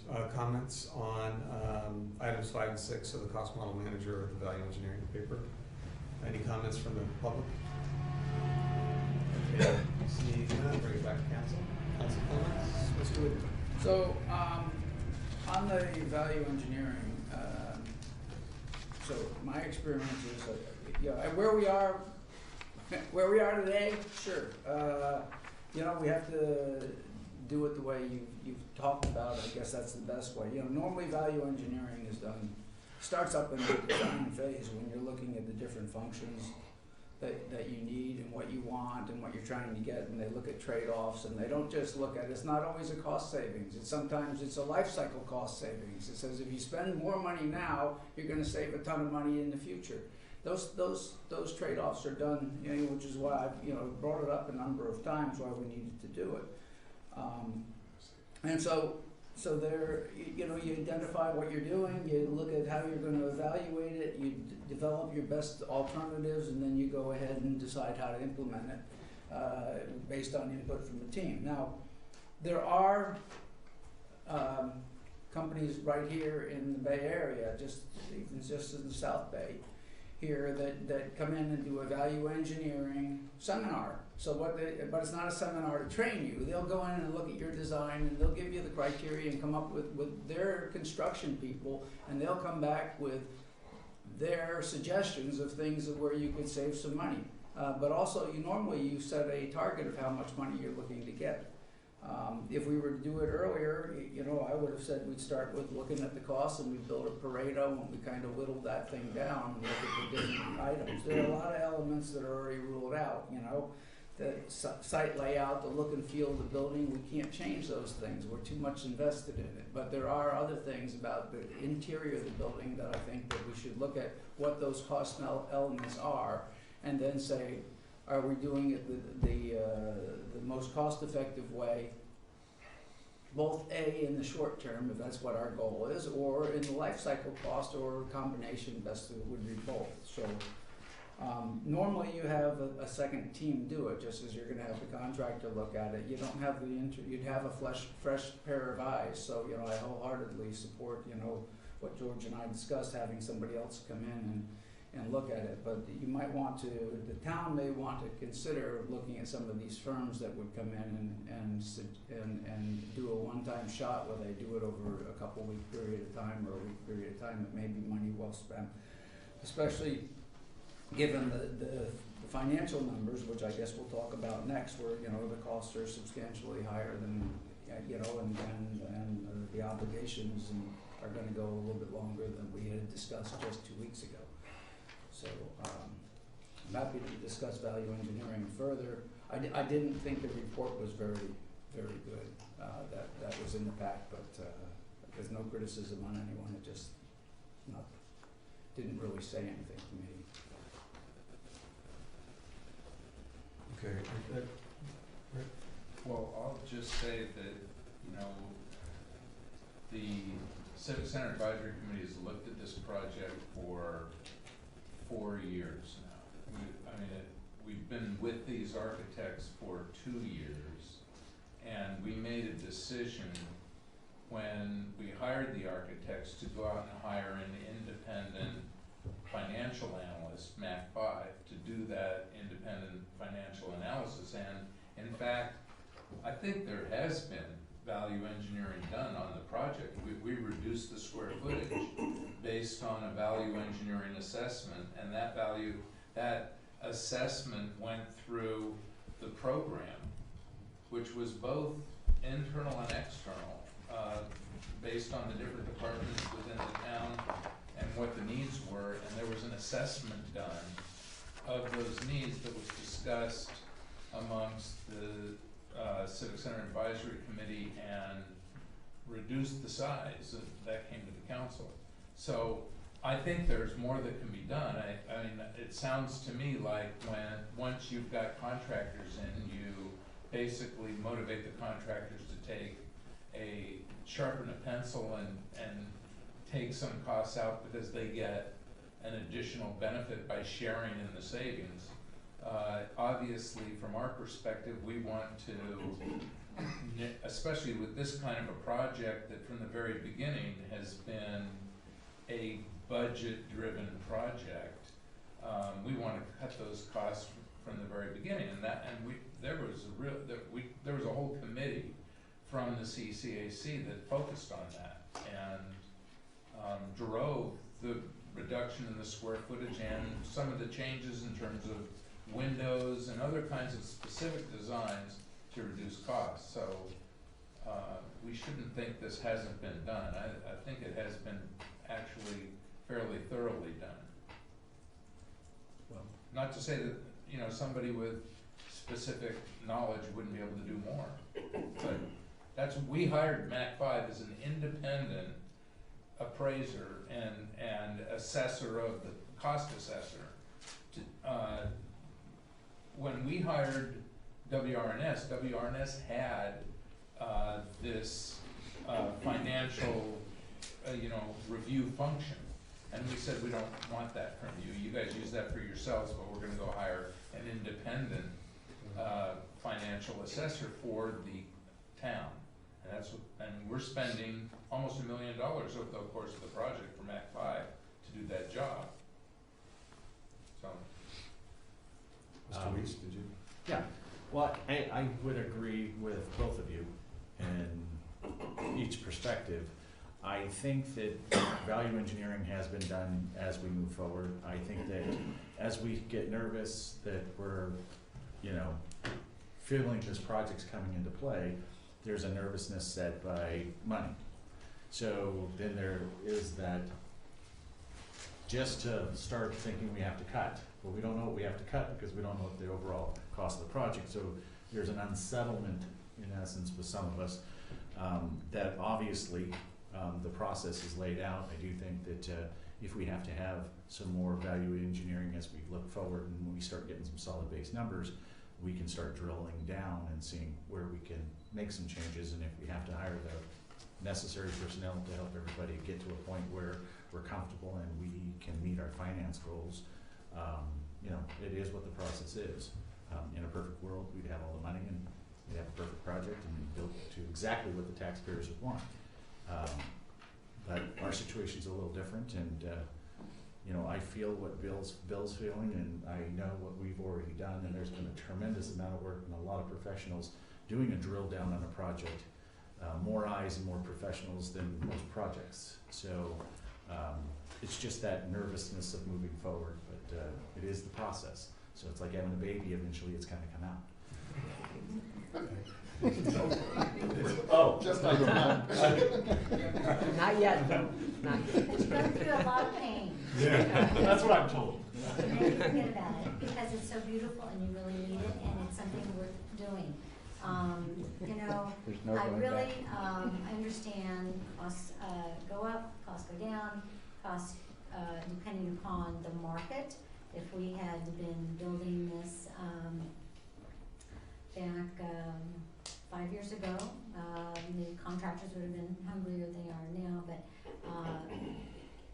we have to be very careful that in our zeal to value engineer that we don't throw the baby out with the bathwater and make it something that we will be sorry in the long run, in a compromised situation.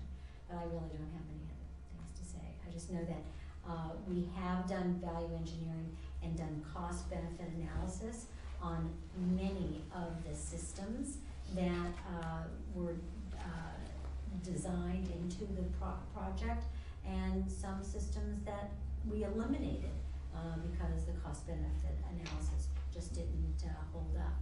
So I'm not saying that the rubber's gonna meet the road when you get a contractor involved, and choosing the contractor has got to be one of the biggest things that tasks that we do, and paying attention to them and making sure that they've got our best interests at heart and not their best interests at heart. So, I think there's less disagreement around here than might have sounded at first. I think we all acknowledge that the cheapest is not always the best value, right? We want to keep our eyes focused on building a civic center that we're proud of, that adds the best value we can for that. And then we all recognize a lot of work's been done up till now. And I think we also all recognize that there's a lot of work left to be done. I think we want to keep the focus on obtaining the best value we can for the dollars we spend from now on to the end as we got to this point. To that end, were you looking for guidance about this outside set of eyes? I heard some discussion about that. Well, Interwest, Mike, offered to have Ron Wheeler and or Brett Hale or both take a look at it with that fresh set of eyes and provide some feedback to the project management committee and such, no cost. No cost. It seems like a good idea to me. He did not express a My cost. follow-up question was gonna be at what cost? He did not express a cost on that. Where's He'd Mike? be happy to. I like that cost, no cost. That's the right part. I mean, why not? He did have a caveat and said, they are not builders. And value engineering, he said, really takes place when you get a builder and a contractor. Understood, but this is not a either or one-time thing. Right. My point is, we should be doing this at every step of the process, all the way through, wherever we can make an intelligent decision, we should try to. Can I Please. add something, because I think that, like what Mac 5 has done, you take industry standards, you know, there's so many square feet in this of tile, they'll apply a industry standard square foot number and in their formula and spit it out, you know, we've got so many board feet of whatever, and they do this little formula, right? I mean, it's not, they're not calling up vendors, you know, Pine Cone Lumber and getting a real today's price on Well, they actually are. board feet of lumber. They are calling it, you know, Okay. prices, actually, absolutely. Okay, so this was like current, Correct. Yeah. it's Right. not like a formula in No. a, But one of the things they're also doing, Mac 5, is they're looking at the specs and the designs that WRNS is producing and saying, hey, wait a minute, you specced out a specific item here that the contractor, if he bids that, they have to provide that specific item and there's no alternate. So you need to change the design so that it's a little more flexible, and we have some options. So they're doing what hopefully reduces the turf that a contractor is gonna need to work on, because he's got certain architectural drawings that are just sort of pie in the sky. They've brought it down to reality. That's why we hired them, and I think, yeah, I mean, they've worked hard at it. We've gotten our money out of yeah, them. they're very practical. Yeah. Yeah, Mac 5's been doing a great job, in my opinion. Okay. Yeah, very thorough, and so. Well, I can engage Interwest. I think if we can use Of course, Interwest yeah, Interwest. to take It a sounds second set of eyes on it, that's Absolutely. I gonna think be good. that's everyone Mhm. is in agreement on that. On this issue of the value engineering, is there anything else before we move on, council? Is there? Well, are we gonna talk about the estimate, or is that? Yeah, I was gonna say the value engineering is number Well, you 6. know, I've said my piece on value. Okay.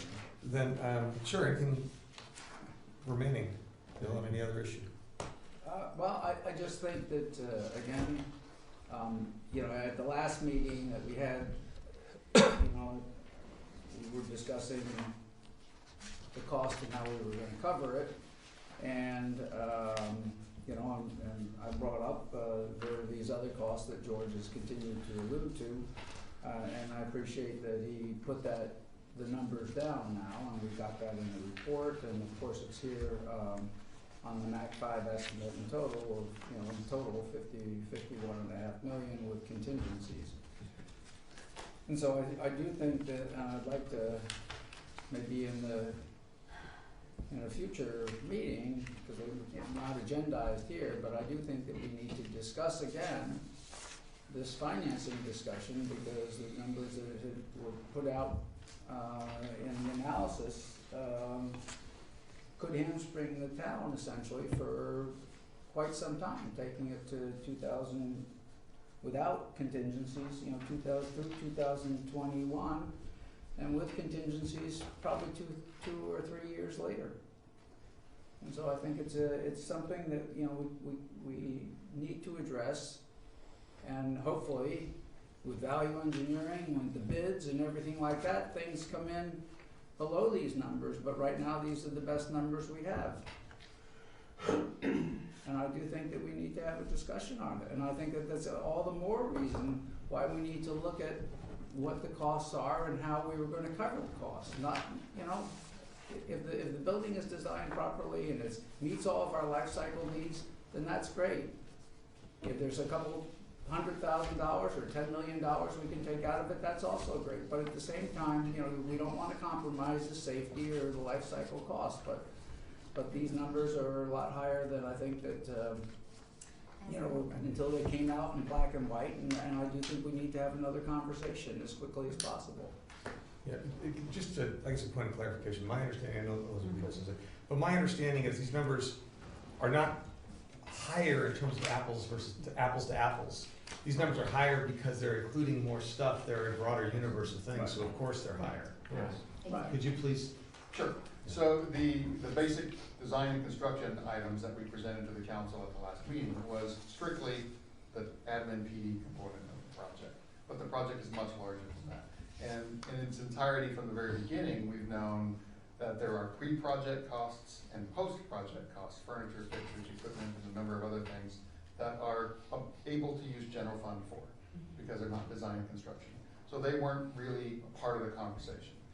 They were always in the cost model manager, which wasn't an iterative thing that went to the council every month. You just focused on the admin PD component.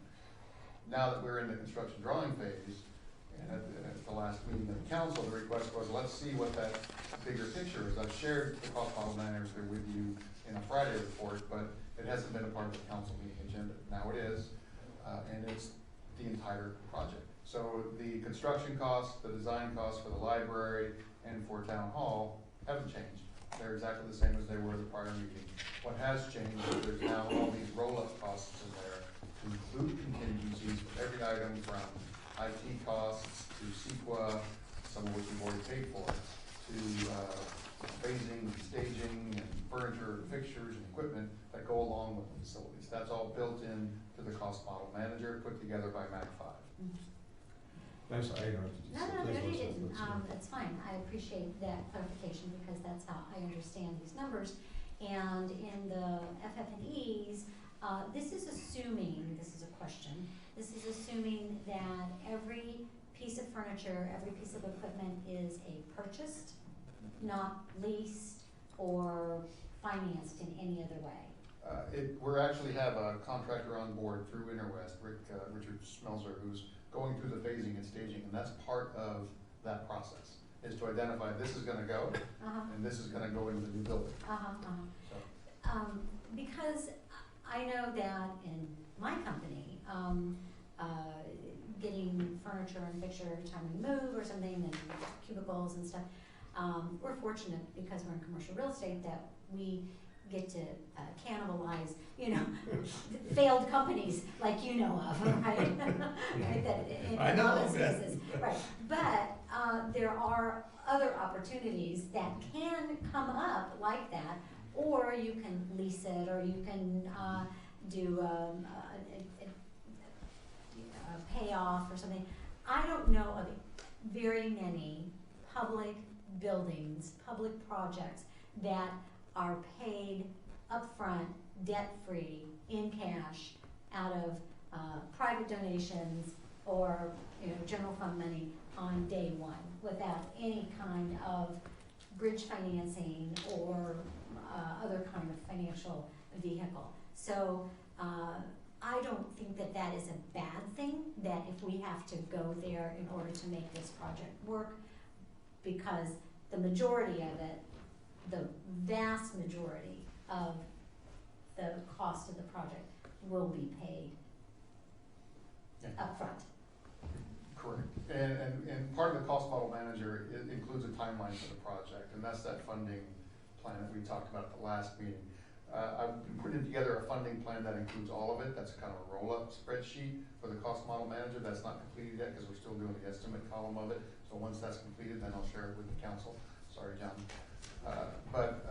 He had asked for it earlier today, and I don't have it ready. But the timeline for the project is, you heard, is a 27-month construction project. So assuming everything goes as planned, we could be under construction in February, March of 2018. So 2 years from there is February, March of 2020. Add another 3 or 4 months to that, you're kicking right up against 2021. Rain, other delays, things like that may not be built into there could certainly kick you into fiscal year 2021. At that point, those revenues become real. Yeah, I mean, I don't think the hysteric. So this, Is being- among other things, this cost model manager will help inform our continuing discussions on financing. Exactly. And options for So, Yeah. do you need a motion? I think, well, I think comments, I want to make sure everybody has an opportunity to comment, who wants to comment. I think we need that timeline because there's certain costs we need up front, right? Like the construction costs we need up front. Yeah. But there's other costs that we're not gonna need until some future point. Some of them are soft costs, some of them are equipment or furniture or landscaping, things that'll come later. We just need to look at what the timeline is about when we need to pull the trigger on beginning some kind of supplemental financing. If necessary. And I think it's in our interests to be conservative and when we pull that trigger, because it's gonna be expensive to do the setup for any kind of financing. And from June until that time, and maybe it's a year or a year and a half, we can raise money privately. Mhm. And there's all kinds of naming opportunities and you know, feelers out in the community that Atherton now is already established and can be taken advantage of over that 18 months. So I don't know how much money's gonna come in, but to the extent money comes in, it's gonna reduce our need to do something else, especially something that would be expensive in terms of financing costs. Carrie? I agree, and it's, you know, these are costs that we'll be able to look at closer as we move forward, so. Bill? Well, look, we can put a smiley face on it if we'd like, that's fine, we can make it look as rosy as we want, and I agree that, you know, based on the cash flow, and based on how we will be spending that money when, and I realize that the project could be delayed and all that other stuff, but we're allocating money from the general fund, okay? And it will take up all the unallocated general fund money and all the ERAF out to the, you know, to the future, to 2021. And the only money that would be available for doing capital infrastructure or any emergency repairs, for the most part, would be the parcel tax if it gets approved. Because we're using that money, that's what it says on this chart. And so, yeah, I just think it's prudent to consider, even if you don't need the money, like we discussed and I suggested at the last meeting, that we consider at least in the future, but what we're going to, but in the near future. Because when people are voting on this, the worst case scenario is this, we tell the public we don't need any money. And then within 6 months we say, oh, we have to do a COP or we're gonna go ahead and need to borrow some money. And that's not gonna look good. We're supposed to be transparent and we're supposed to be fiscal planners. And I think that this chart that came out said that, you know, it would be prudent to consider it. So I'm on record saying that, and that's. Yeah, so there's a lot of points in there, and I know Rick had some, let me just raise the point though about what we're telling the public. I certainly am not telling the public that there's no, that we are definitely not going for any kind of COP or other form of financing for this. I think we're keeping the door open to that, as a prudent council should. We're trying to be as accurate as we can with our estimates with what's coming in to show the options we have, and if we need to borrow, how limited it would be, and I think I at least am comfortable if we were to go out for a COP or similar debt service of any kind, it would be a relatively small amount over a period of time. It would be the kind of thing I believe that we chose to do to be a prudent council, to make sure that our reserves, which are already set aside, were even more sufficient, and that our CIP budget was, which is already there, was, you know, comfortable and had a little cushion built in just in case things went wrong. But I mean, I just want to make sure we're clear on what we're communicating, because I don't think anybody's saying we're absolutely doing this without any kind of debt service or that possibility of getting some. I'm sorry, Rick. No, I agree. I think you totally mischaracterized it, Bill. I don't think that's right. I think that's what the public got from the articles that are in the media. But what you're looking at is the MAC 5 51.5 or $6 million aggregate in requirement, and the amount of money we would see available from the general fund, if we used it all, we would have enough to cover that. No, it's not, it's the money that's down here was without the contingency of $5 million, it was for the 46 million. That's right, without the okay, So right. if there's any Without the contingencies, which there will be change notices, it's gonna be higher. Right, but that doesn't include either us doing a COP or getting additional donations. And if either one of those happened, then we wouldn't need to go to that extent. Nobody's saying we need to do that. That's why what you're saying is wrong.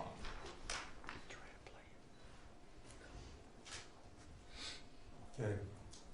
Okay, when we are simply receiving this, is that correct? Are you looking for further guidance? Okay. I know it's a big issue, but if there's nothing else, we'll move on to the next item. We'll be seeing this again, I'm sure. Okay. Item 22, Mayor, is the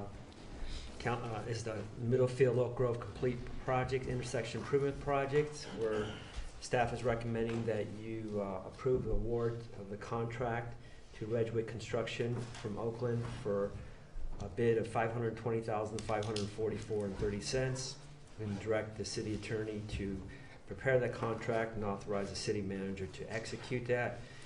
And then the second thing is authorize the city attorney to draft and the city manager execute an amendment to the professional service agreement with Hatch, Mott, McDonald to provide construction support services for not to exceed fee of $8,000, which is currently not in their agreement.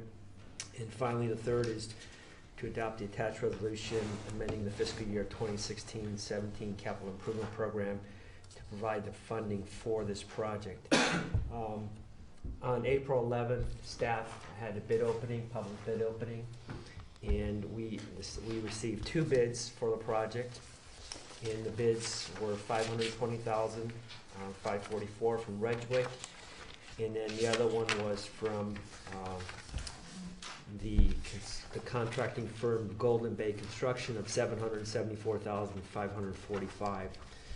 As the report states, the engineer's estimate was about $340,000, so about a 53% increase. From that was the lowest responsive bidder received. I did have a long chat today with the owner of Redgwick, and I asked him, what's going on in the construction industry, and he says that, as we've heard all the wares, they are very, very busy, and it's hard to get sub-consultants or contractors to work for them. And if this bid was to be rejected by council and authorized to go out to bid again, he would not bid on it because he's just so busy. And we're hearing that we expected other contractors to bid that normally bid on our projects, like St. Francis Electric and that. They did not bid. And we asked them, and they said they're just too busy. So that's the nature of the industry we're in right now. The market is all the contractors, subcontractors, they're all very, very busy. This firm is from the headquarters in Oakland. The other one was from Hayward. And part of their issue was the travel coming here, the traffic congestion, dealing with that kind of stuff. It just costs more to do business in this area on the peninsula than anywhere else on the East Bay or even the South. So that's the market we're in. I did talk to also Menlo Park today, and their project's actually moving forward. That went to their council last night, and they made a few changes to their parking issue that they had concerns about, their community did.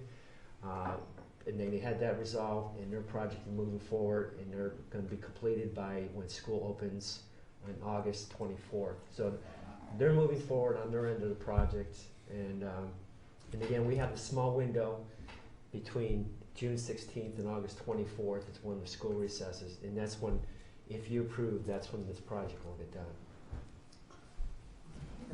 Any clarifying questions? Has Menlo Park identified a contractor? I'm not sure if they have or not. I don't know about that.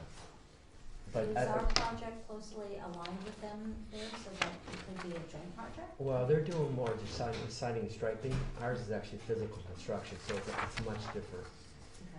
So I don't see any synergy per se in working with them on that. Plus, there's a lot of issues with trying to coordinate with another agency as far as timing, who oversees what, and if there's cost overruns, who's responsible. There's a whole host of problems. You have to develop an MOU, things like that. But isn't it in the same geographical area? Yes. I mean, I can just see two competing contractors out there. They're gonna be doing mostly striping on the road. They're gonna remove parking mostly. But and if then we're gonna be putting- doing construction, are we gonna mess up their striping and No, get in the way? no. Our sensor, Rebecca, goes to Middlefield and theirs goes the other direction, so there should be no overlap, no Oh, issues with okay. that. I do, just one question, Marty.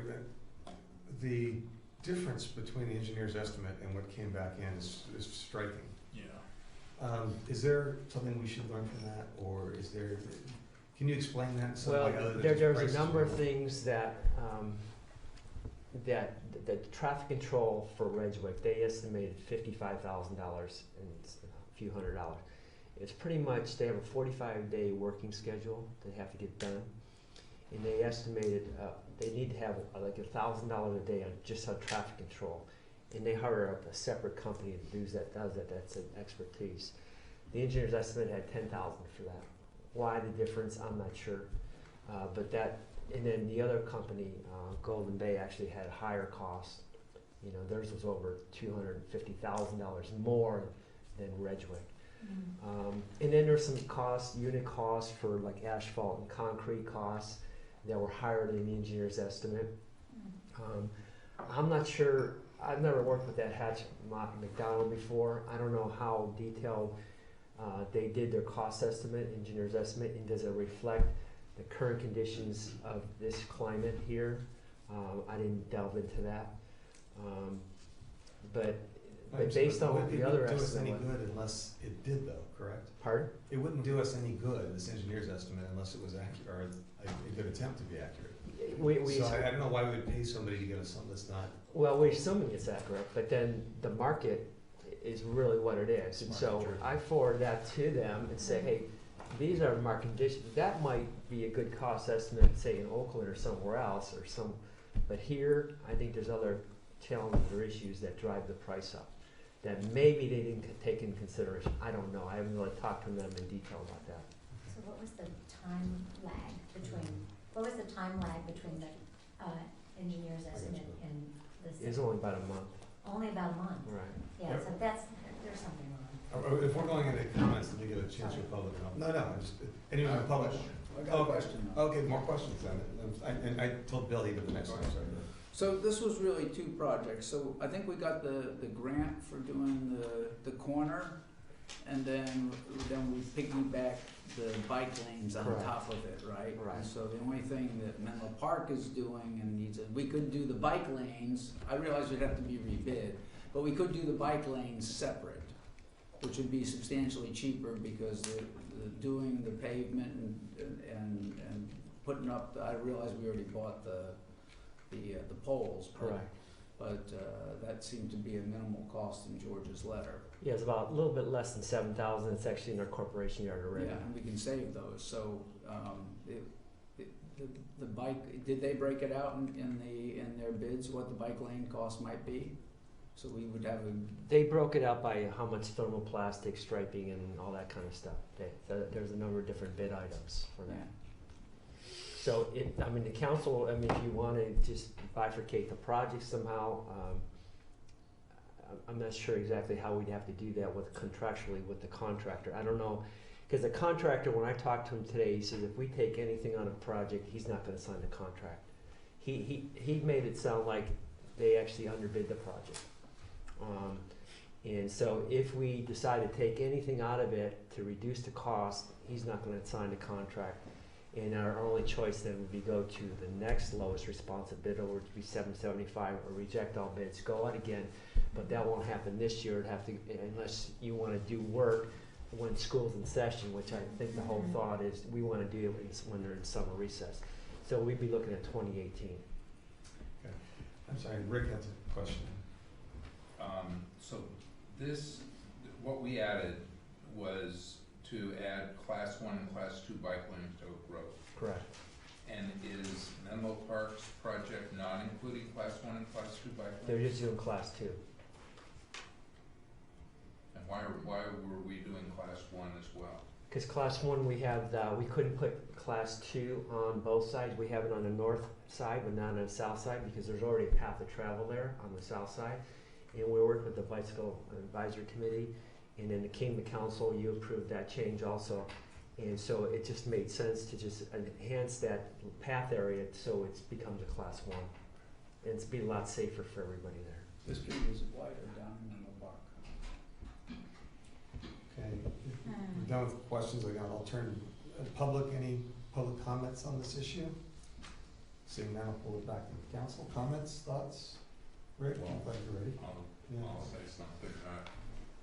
You know, I think that the difference between the actual bids and the estimate is shocking.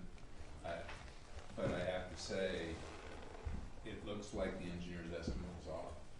I don't know what else to say about it, and given the response that Marty's had with the low bidder, it sounds like he wouldn't bid it again, and if he did, he feels like he underbid it, so it just looks like that estimate's off. This whole deal includes a $124,000 grant, which,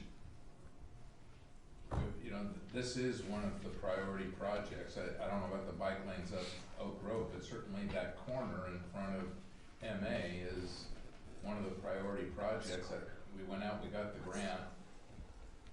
It seems to me that we either do it or we don't do it. And if we don't do it, we lose the grant. But the grant comes out of, this is not net of the grant. So whatever we spend, we get the grant on top of. The grant, no, it's 520 and that, reduce that by 124, that's our cost. Right, so it's $400,000. It's $400,000. Correct. It's our cost. Yeah. Right. Maybe they knew that we had. I guess I'm of the opinion we should just do it. Yeah, I would have to say the same. I think that unfortunately sometimes we get these local bid, the perception that somebody here locally will bid, and maybe they in fact would be less if they would actually bid a project. But with all the construction in the peninsula, they don't have to bid. They've got it coming on their ears. So we're blessed, frankly, that 2 people did bid. Not blessed at the price, but blessed at the fact that they bid. But it does present the second problem. Do we push this project off for a year and lose the 124.2 grant funds? I guess with Rick to say moving it forward to make sure that we can do it during this off cycle is a good time to do it. Okay. So the 124 runs out next year, right? August of 2018. So if we pushed it out and rebid it and did the bike lanes and then the corner, we could still get the grants because we have a year and 3 months. Is to that get it August done. to start it or to complete it? To receive the grant, right? Right. And to receive, you receive the grant when the project's done. We receive the grant once we expend our share. Right. When we spend 124,000. Right. This gets a little tricky because there's something in California called bid splitting, and it's prohibited. And that means when you go out with a bid for a project, if you reject all bids and go back and then do a project over here, and then later or separately do a project over here, you can probably get away with it. But if you take something that was a project and say, we're gonna take this half over here and this half over here, it's really one project, that's illegal. That's not the case. But we have, I'm just saying, Yeah. the way you said it, we have to be careful with how we can do that. The 124 is tied to the corner and the traffic light. It's not tied to the bike lane. We added the bike lane a couple months ago to that because the engineering was moving forward and the timing required it.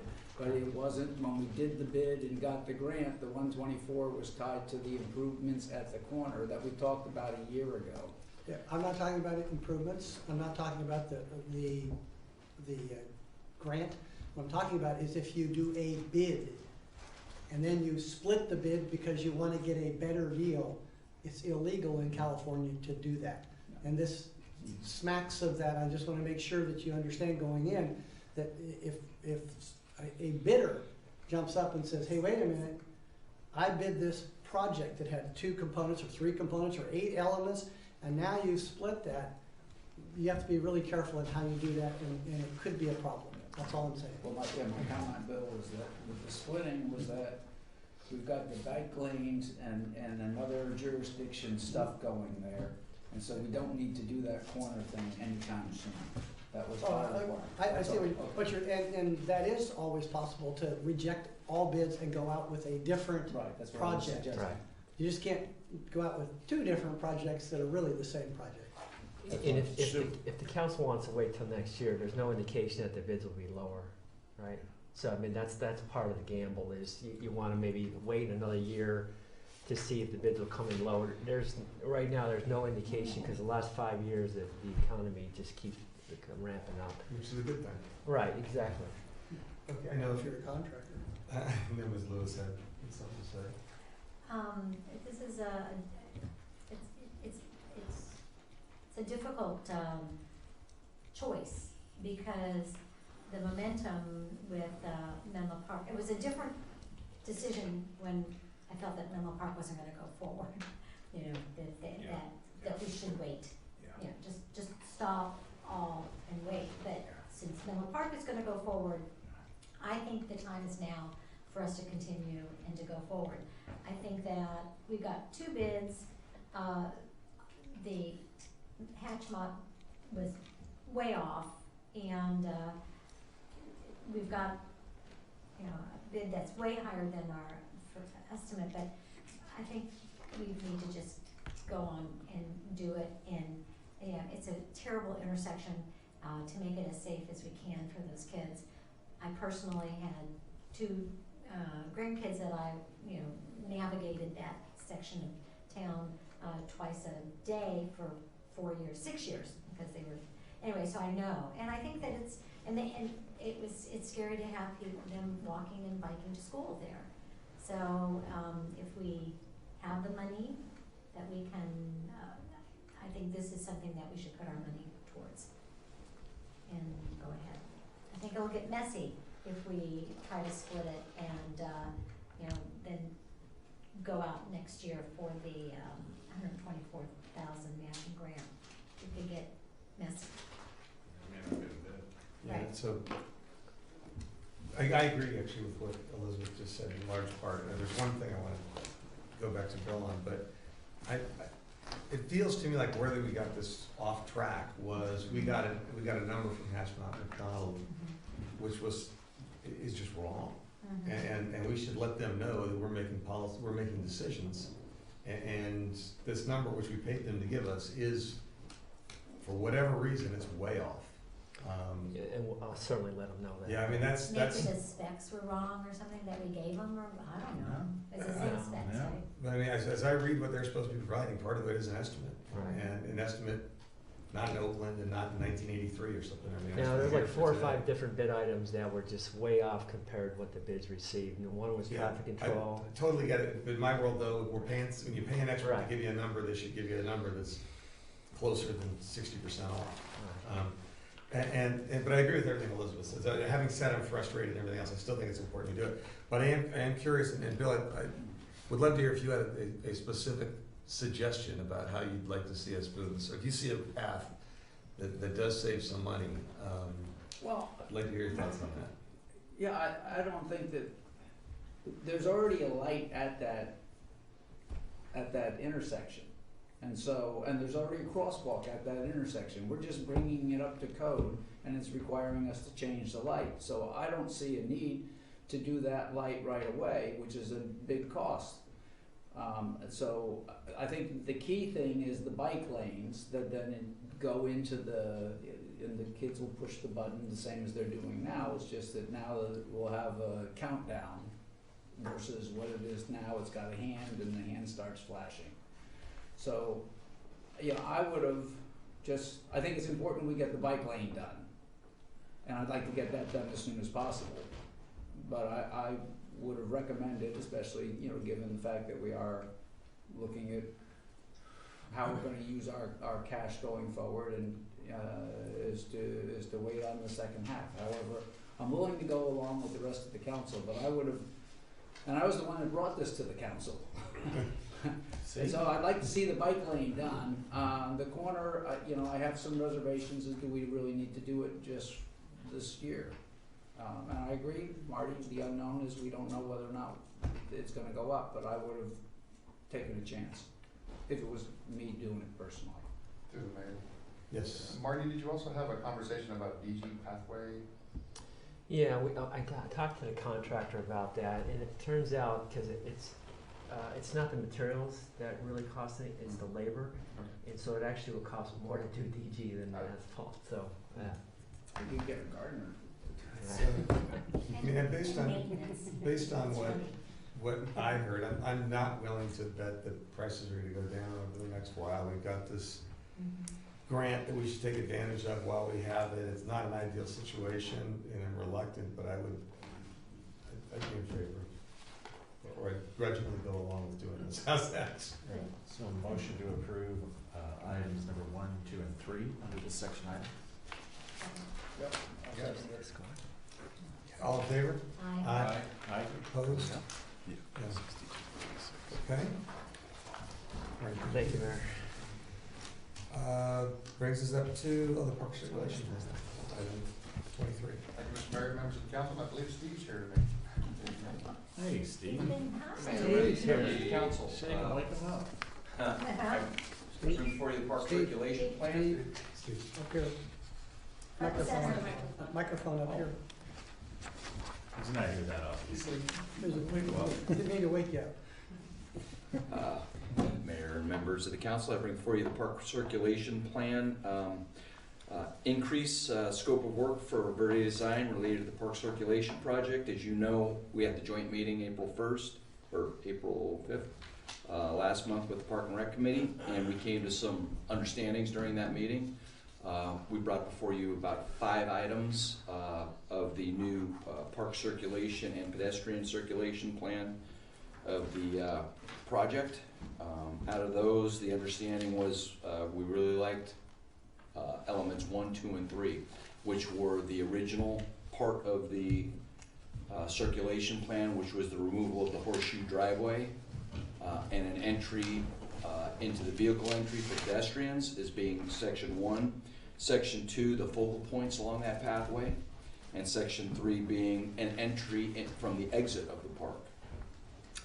At that time, the consensus was let's get rid of the path through the picnic area and the parking lot improvements, and let's stick with those 3.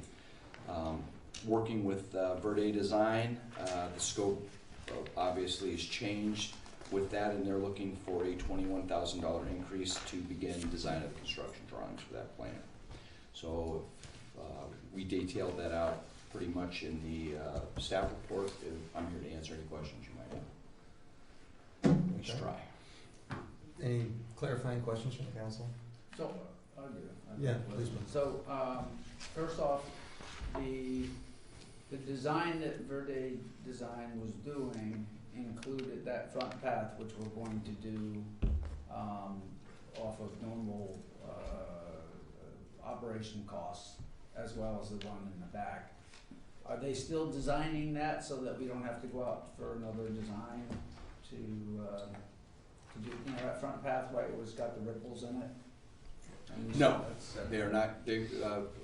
My understanding at that meeting was council said to put that in your general operating budget, and we would just do that as part of the general budget But next was it year. already in their contract? No, It was. wait, no. To address that section was. The rippled path wasn't in the original, $60-some-thousand bid. It was to look at the entire park pathways, which they did in their original visit with, and it was decided that was the worst section of path, and the design of that would have been undertaken as part of the original task 1, which was the entirety of the project at that time. But we made some changes to the scope of work, and one of the changes was to get rid of that section and, you know, add on some other sections. So was there? And that was a pretty low cost section, which was to Oh, yeah. to do that, so Yeah, it was just wash that out and add some other things. Yeah, so my question is, I guess they looked at it from a conceptual standpoint, but they didn't have any funding to do the actual design of how it's gonna be laid out. That's correct. Or if they did, are we gonna save anything from that, I guess was kind of my question. Yeah, they never went farther down that path. So they just They looked have at not it at this point conceptually gone and farther made down the that nice little drawings that they That's showed right. us at the meetings. Okay, Rick, you had a question? Yeah, so when I look at their letter, it looks like what they're saying is $21,000 is broken into three components. Their actual fee goes up $1,700. That's right, very low. Then they've got the survey, which was one of the issues we had talked to them about and sort of made an add alternate. That's correct. When we first talked to them, right? But then the significant part of this $21,000, it has to do with the design that they've got for the entry area where they say there needs to be. Right, there, so we talked about the new entry for the park having an entry statement. So a lot of that money is for structural engineering of that statement and electrical engineering. You know, I'm sure it will be lit and those types of things. Talking to council that night, we looked at things from a big trellis to something that could be understated, which would actually be less design money. But for me, for staff, we looked at the biggest one and said, hey, if we decide to go with that and have to go through a few renditions of it, we want to make sure we've got enough money in this contract to cover it. If we end up doing something smaller and more understated, that those design features, such as having a structural engineer, could fall out, and we would not have to pay for those. So, and the same thing with electrical engineering. If it's just a couple of low-level lights to light it up at night, that's one thing. If we do something bigger, it's something else. So I just didn't want to have to come back again, so we made sure to make it robust enough to be able to cover those items. So those two components are not to exceed. This is not to exceed, right? But is there gonna be a task order then to say design the trellis? Or, because, I mean, it says very clearly additional services are required for design of the trellis structure. Well, we're not exactly clear on how far we want to go to design yet, and it's something George and I have talked about. You know, 95% of this is going to be pretty much cut and dry. We can get Verde going on design of the entry from the exit, removal of the circular driveway. The one part, the 5% that's left, is that entry statement. I would imagine that my direction at Verde, should this pass, is let's come up with about 3 conceptuals for this park entry statement. Go back to Park and Rec and say, are any of these acceptable to move along those lines? If they are, we can go ahead and go into design of those. Stephen? So another meeting or two to get that down. Or we can pull that section out, that tell them to go ahead with the rest of it and save that piece for last. You know, the entry statement can be added in towards the end too, at least any structure. Stephen, question for you. This is phrased as a $21,000 issue, but it also is a $424,000 issue over the next couple of years, right? That's correct. So can you explain to me what's that $424,000? How does that, what's included in that?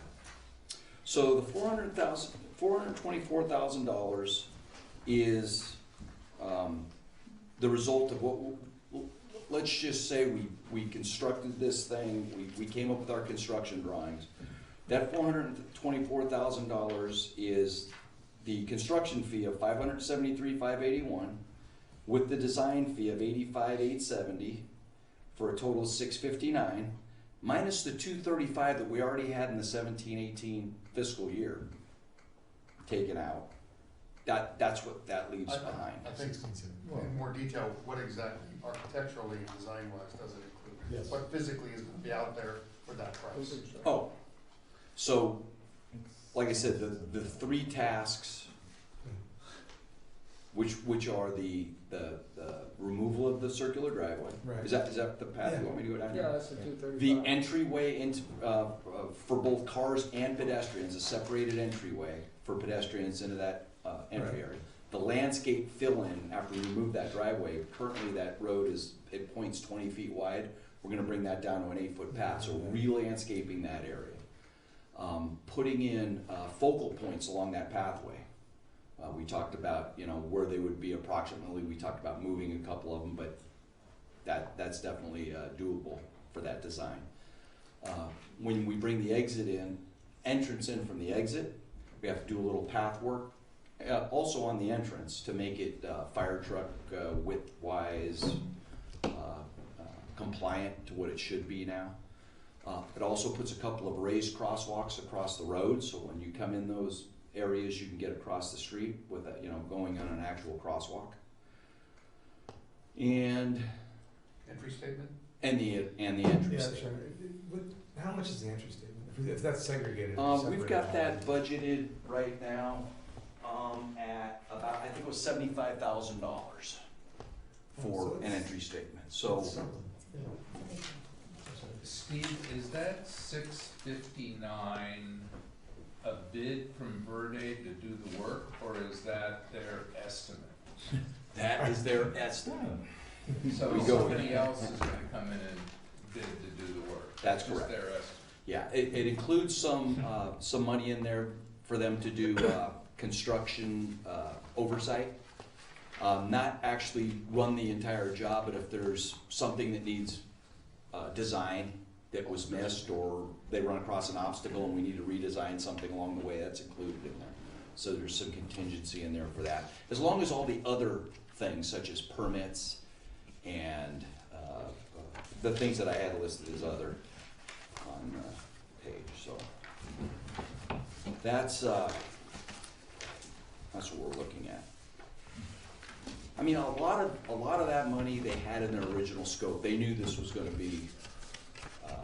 They right off the bat met with Park and Rec, and they knew that this scope wasn't going to be as simple as striping in a walkway and removing a driveway and re-putting it back in. So they made their original bid just about robust enough for it. However, the entry from the exit was something that was never really considered, at least from the beginning when they bid it. That was a whole new direction.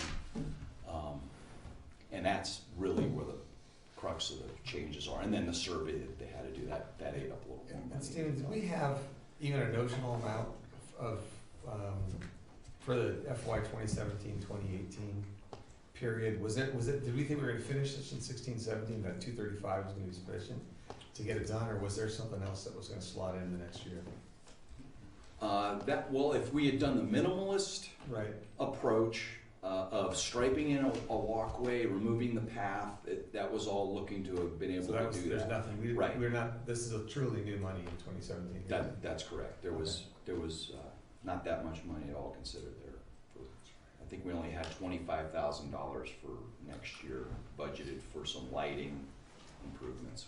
Was all we had. Okay. An additional question. Yes. I know that you mentioned, and I believe it was mentioned in the meeting, that the gate isn't big enough for a fire truck to come in. That's right.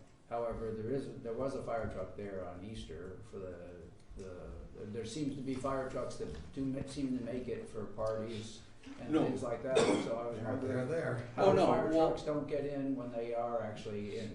That's true, but is our landscape architect, they want to make, with the parking on the right side and the things that are there, they always want to look at the worst case scenario, cars parked all along one side, a fire truck having to come in. There's certain criteria that say this is how wide the road should be, and they want to make that for us. And they're designing that for us to make it compliant, which is, it's a good time to do it, being we're going in there and doing all this work. Okay. To be fair, they're also designing in a slightly curved pedestrian entry. Yeah, I remember that. So it takes up a little bit of our current entry. Yeah, he's talking about the exit. No, he's talking about the entry. Both. Both. Even on the exit, they're gonna have. We're just seeing bigger fire trucks. So if we wanna reduce the price for next year, we don't have to do the extra work. We could decide not to do that. For them to do the design, it's only costing $1,700 more. Right. So I don't think that the cost in terms of their fees is significant. Right. But the cost in terms of what the projects are that we end up doing, whether we do the statement and the entry and if we do the exit, those are gonna be expensive, and we can cut one or both of those out if we want to. At that time. At that time. Well, Yeah. I have a question. Yes, sir, we got Elizabeth with a question. So, is there any consideration about new gates? The entry gates? Not new gates, but removal of the gates that are there. Just to remove the gates? That's Is right. that- Design. So there's not gonna be any secured environment No. there anymore? Well, there's not a Well, security. there never has been. I mean, those gates don't open and close, it never has. Right. They're only They're cosmetic. cosmetic features. Thank you. Really? It's been a myth. That's right, they've Any- never opened and closed. Any other- There were crosswalks at one point. I You, remember. well, if you look at the old piece of original gate that sits in front of the Gilmore House, it was on rollers. Rollers. And at one time, but that was many years ago, and that gate's just been a design feature sitting there to look at. Okay, if we're done clarifying questions, I'd go to the public for comments. Seeing none, pull back council comments and discussion. I would agree with Rick in the sense that the design work isn't that expensive. We can make the decision if we're gonna move forward on the entry at a later date. Probably costs us more to add this at a later date, as we're learning. I'm in favor of moving forward with the design concept as we have it. For the $21,000 change order? Yes. I just want to be clear that, when we start doing the design, and you tell Park and Rec, okay, we're gonna do the design for all this stuff, and there's an anticipation that all of it's gonna get done. And I do remember that there wasn't, 100% support for, the statement, the large one that was there.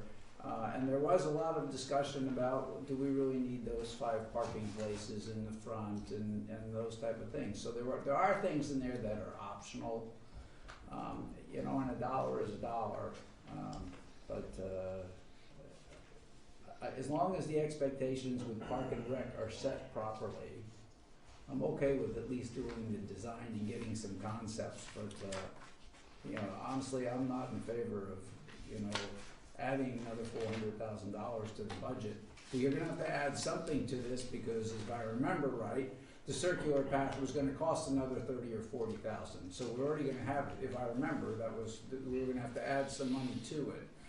So I do expect that we'll have to spend something more, and we're gonna fix the paths. We need to fix the paths all around, but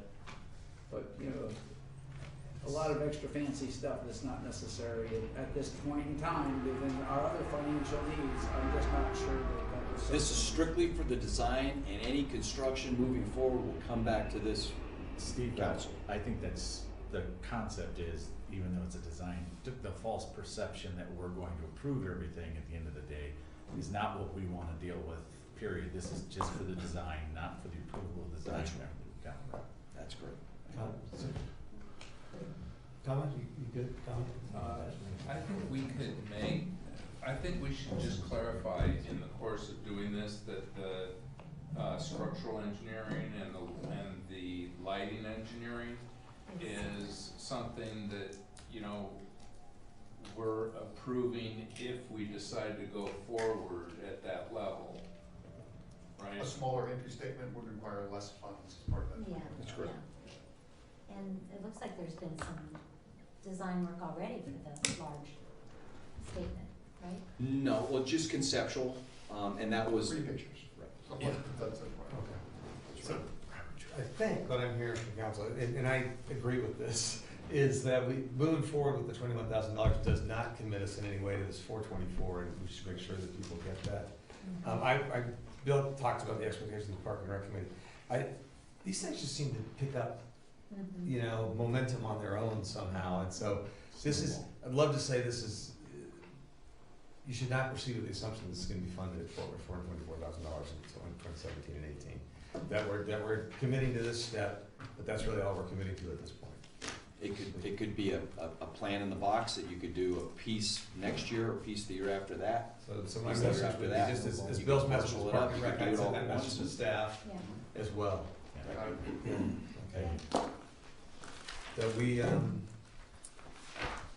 for the conversation, any motion? Oh, so moved. Second, third. All in favor? Aye. And any opposed? So unanimous. Thank you. Okay. So we're on to, this is the final action item of the evening, which is the, item 25, but consulting services agreement. Thank you, Mr. Mayor, members of the council. We're all familiar with the history of this. You have the written staff report. You received 4 bids in response to our request for proposal, 4 responses, I'm sorry, not bids, to our request for proposal. They were from Reserve Prism, Renee Sloan, and Urban Futures, Wildan, and Matrix Consulting Group. The Fire Services Fiscal Review Subcommittee, consisting of Vice Mayor Wiest and Council and Finance Committee Chairman Bob Polito, and I reviewed the 4 proposals, narrowed it down to the top 2, which was Wildan and Matrix Consulting Group. I conducted interviews with both of those firms a week ago, prior to writing the staff report, based on their proposals, and narrowed it down to Matrix Consulting Group as my recommendation, based on not only their expertise and their project team, but the amount of research and analysis that they've done in advance in putting together their proposal. I felt that they most closely met and aligned with the town's expectations for the product.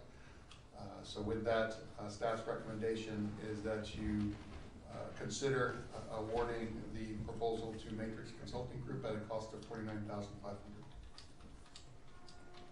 If I could note too, it's for my questions that our liaison with the fire district, Virginia Chang Corral, you hope to make it here this evening, but she is running late at another, I believe she's on the Harbor District Board, and there's another meeting that's got her running, so she may still make it in, but she's running late and she may miss it. So having said that, any questions, clarifying questions? I would guess I just have one. It's a great report. Matrix Consulting Group, do you have any experience with them? I've known 1 or 2 of the individuals in Matrix. I know Wildan a lot better, but I do know both firms and have experience with both firms. Thank you. Any other clarifying questions? If not, I'll go to the public for any comment on this issue. Been waiting a long time, sorry. Hello, Mayor and Councilman, council persons. I'm Walter Sleeth. I live at 227 Catalpa Drive in Atherton. Assuming that there is cooperation of the Menlo Park Fire District, how will any result from the Matrix study be used to make a change in the town's relationship with the fire district and in any funds that are allocated to the several jurisdictions by the county or the state? Unless you know the likely end game, I would not proceed with this study.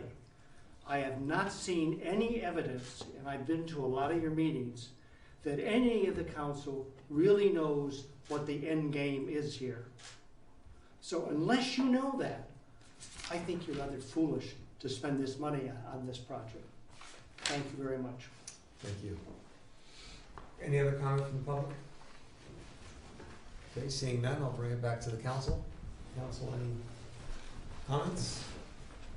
First off, I think that the city manager did an excellent choice. I was very impressed with the Matrix Consulting of personnel, their experience, the projects that they worked on, as well as their insight into fire districts, helping people assess fire districts, helping people to set up fire districts.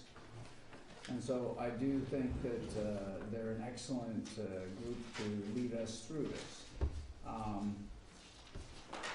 I think that within their proposal, they were going to do a survey at the beginning. I would move this survey and the meetings to the end after the documentation and facts are out there. But I thought it was an excellent proposal, and I kudos to you, George, for putting that together, as I said to you privately and now publicly. and for you too. Oh, thank you. Thank you. He said he chose. not He just- did, he did it all. Any other comments? Yeah, I guess, I guess this is a step. I think I heard this at the fire district last night, that things are about steps. Sometimes steps are not taken and different results exist. But I think that this is one of the steps that we have to take to figure out how or what direction. We're trying to be informed. The fire district is a big entity that has its own board of directors that are independent to us, and they're not accountable to us like they would say we're not accountable to them. So this is a step, this is part of our process, it's part of our getting knowledge on the fire district itself and its operation within the town limits of Atherton.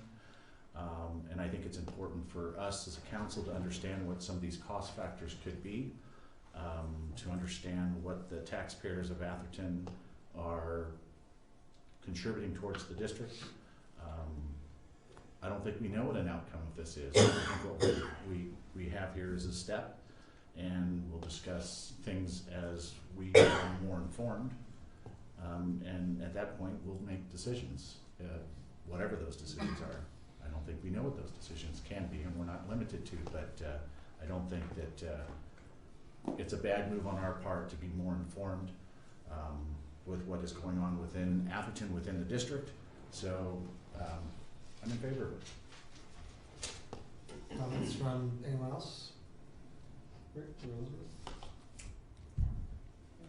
We've talked about this a lot. I guess it would help, my issue with this is I'm not entirely clear of what we're gonna get from it. And it would help me to understand that. I mean, I understand, there's all kinds of issues with the fire district. That's a different issue.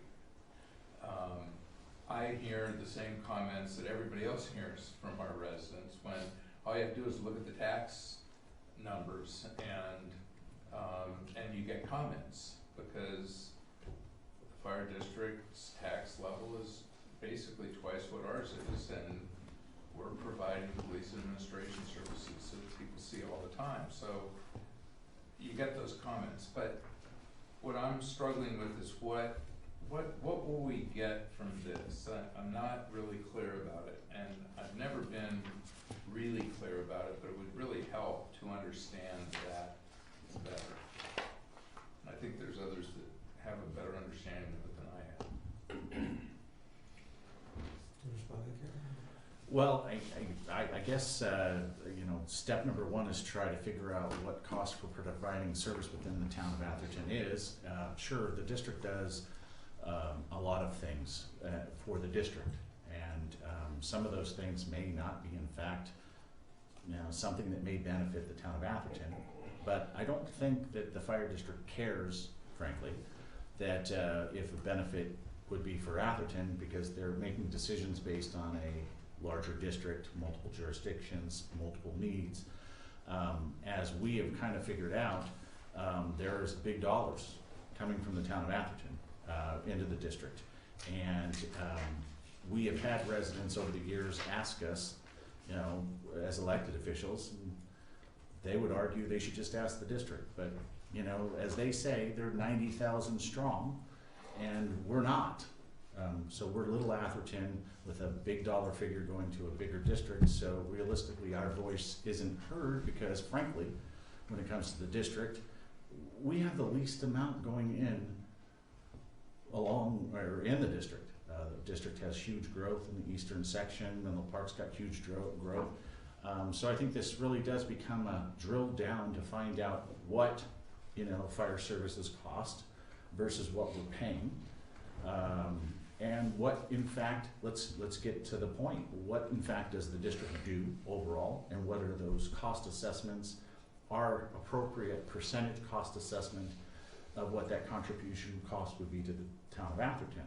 So I think it's a preliminary step just to figure out, really, we're just now, of course, the district would say that they've been providing us information all along. Yeah, I would say they haven't been. I would say they're transparent, but it's like pulling porcupine needles off a porcupine. Every time you turn around, you get pricked. But the reality is there's a lot of information. The fire district has information that they have been providing or becoming, let's say, providing more information more recently. Even as of Tuesday night, they did a yearly report of last year. But there's a lot of growth going in, and we obviously heard just recently the Citygate study talking about possible options of removing a station from the town of Atherton, moving it into the unincorporated zone to provide better service for the district. Doesn't mean it provides better service for the town of Atherton, right? But it may provide a better service model for the district itself. But again, it goes back down to bottom line at the end of the road here is what are the taxpayers of Atherton, even though it's a different, our issue I think is different than what the fire district's issue, because they're talking, and they can clearly say, we're providing it to multiple jurisdictions. We don't look at you as Atherton, we look at it as a district. Well, we look at things and taxpayers of Atherton want to kind of understand a little bit more about what the cost of service would be for what they're paying. We don't mind to pay a little bit more or pay more, but where does it end how much more we should be paying? So, you know, it clearly we can read the newspaper and see the growth that's going on in the district, but it's not going in Atherton. So I think that there's that question. So we just really need to get a baseline of what services do cost, and I think this is the step number one, even though some would assert it doesn't matter what you do because you can't tell us what to do. That may be true, but it doesn't mean that we don't have the right to provide information from the town of Atherton about what the service is, because there is a perception. We are not a full-service city. Some would think that we actually provide those fire services like we do provide police services. We get questions all the time, what does it cost for a police officer? We're learning more through some really good reporting of what services cost in the fire district. Why shouldn't we be able to have a little bit more of understanding what it costs us to get fire services in town and a better drill down? So we can answer those questions as well. Again, because of the fact that the model is a larger model, they don't isolate district, a community like Atherton, they don't isolate Menlo Park, because it's one pot. So they don't have to say what it costs for services and all. I think that there are other issues related to service calls within the town of Atherton. You get an idea of what it costs you for service, EMT service. So there's a lot of components that I think that the study will give us information. What we do with that is frankly like getting a bid for the Civic Center. Until we get that, we don't know. We don't know what we're gonna do until we get the report. I think we gotta get a report to understand what the district does, more so in a financial perspective, to understand, and maybe we do the report and that's where it ends. But until we get a report, we really don't know. You know, the sentence in the staff report that really jumped out at me was, in summary, the town makes up 31.7% of the district's revenue, 7.9% of the population, and 6% of the calls for service. But I just still don't exactly know what we're gonna be able to do with it. My response to that is, among other things, what we need to know is there's a perception that there's a lot of money from Atherton that's not being spent on Atherton residents in providing the service. We don't know exactly what that number is. It's very hard to have an informed discussion when you don't know what that number is. I think it gets increasingly important when the fire district starts talking about the possibility of cutting back service in Atherton by shutting down a fire station in Atherton. They acknowledge that Lindenwood doesn't meet, you know, the kind of response times standards that they would like to meet, and have no plan to get those response times down in Lindenwood. And it causes me to say, well, let's just find out what the facts are so we can have this conversation. Some of the numbers he said, talking about leapt out of you, as I looked at this, really just rough stuff. My math is, if the district receives $11.8 million a year in property tax revenue from Atherton, and if it does a total of 517 calls in the town over a year, almost 100 of which are false alarm checks. They're averaging $23,000 per call in Atherton, which is a pretty astonishing number. And it'd be nice to find out, what kind of explanations there are for that, what's accurate about that, what's not. I think we need information. What we do with that information is I think there are a lot of avenues to take, but for me, I don't know how aggressive to be or what options to look at until I know what order of magnitude we're looking at here in terms of what we should really realistically expect the cost of service to be. I agree. Yeah. I agree. I mean, I think it's information that we need. And we've had residents asking us and questioning us about it. So we just need information. And I think that's what it's gonna give us. Okay. No other comments? Is there any?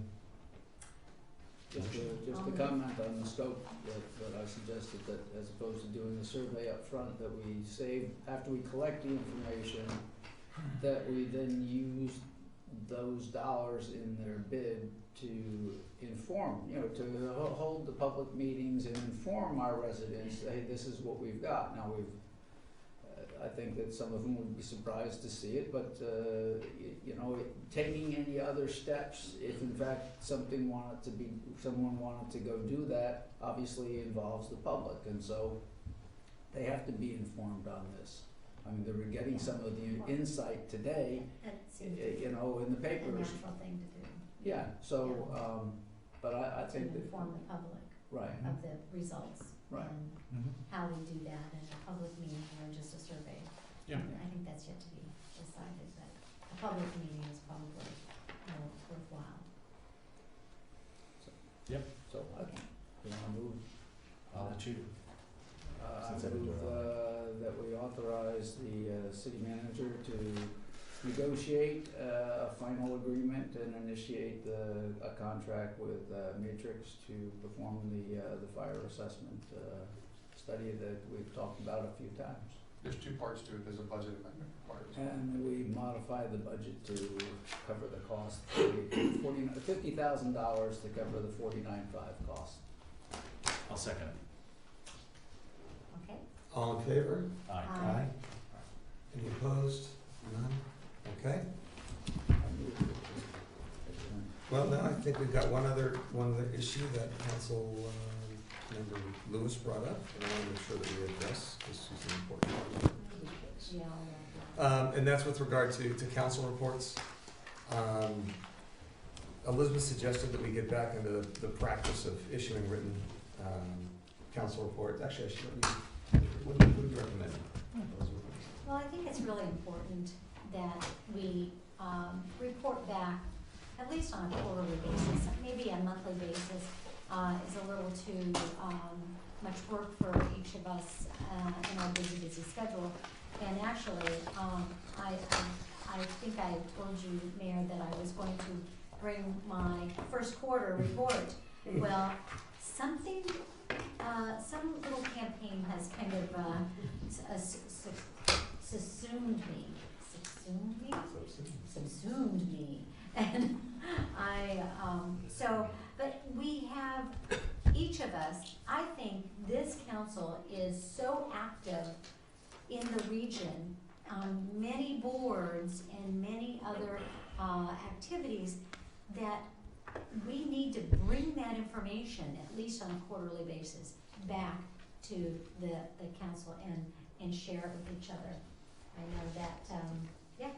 So on top of that, I'll just add that we, George and I talked about adding on an annual sort of calendar, study sessions in June and January, a half hour for us all to just download on stuff that maybe doesn't make it into the written reports, but just to make sure that we're all aware of what each other is up to and what's going on in the region. So we'll put that practice in. So June, I believe June and January, the study sessions? Yeah. That was a suggestion. but If that we works. could do a first quarter report by next, by the next meeting, like in May. We do that, and then you could do the second quarter report, whatever. Yeah, okay, you want to do that? Let's try to get council reports in for the next, Let's meeting. try to do that. Okay, having heard that, does anybody have Council report? No, motion to adjourn. Oh, I think I heard a second, I heard everybody say, yeah, I think we're. Yeah. We have a final comment period. Oh, I'm sorry. For items, On the agenda. Okay. Not on the agenda. not on the agenda. I skipped that over. Apologies. Is there any, it's going after the public. Is there anyone who would like to make a comment on a subject not on the agenda? That's right. Hearing none. Now we stand adjourned.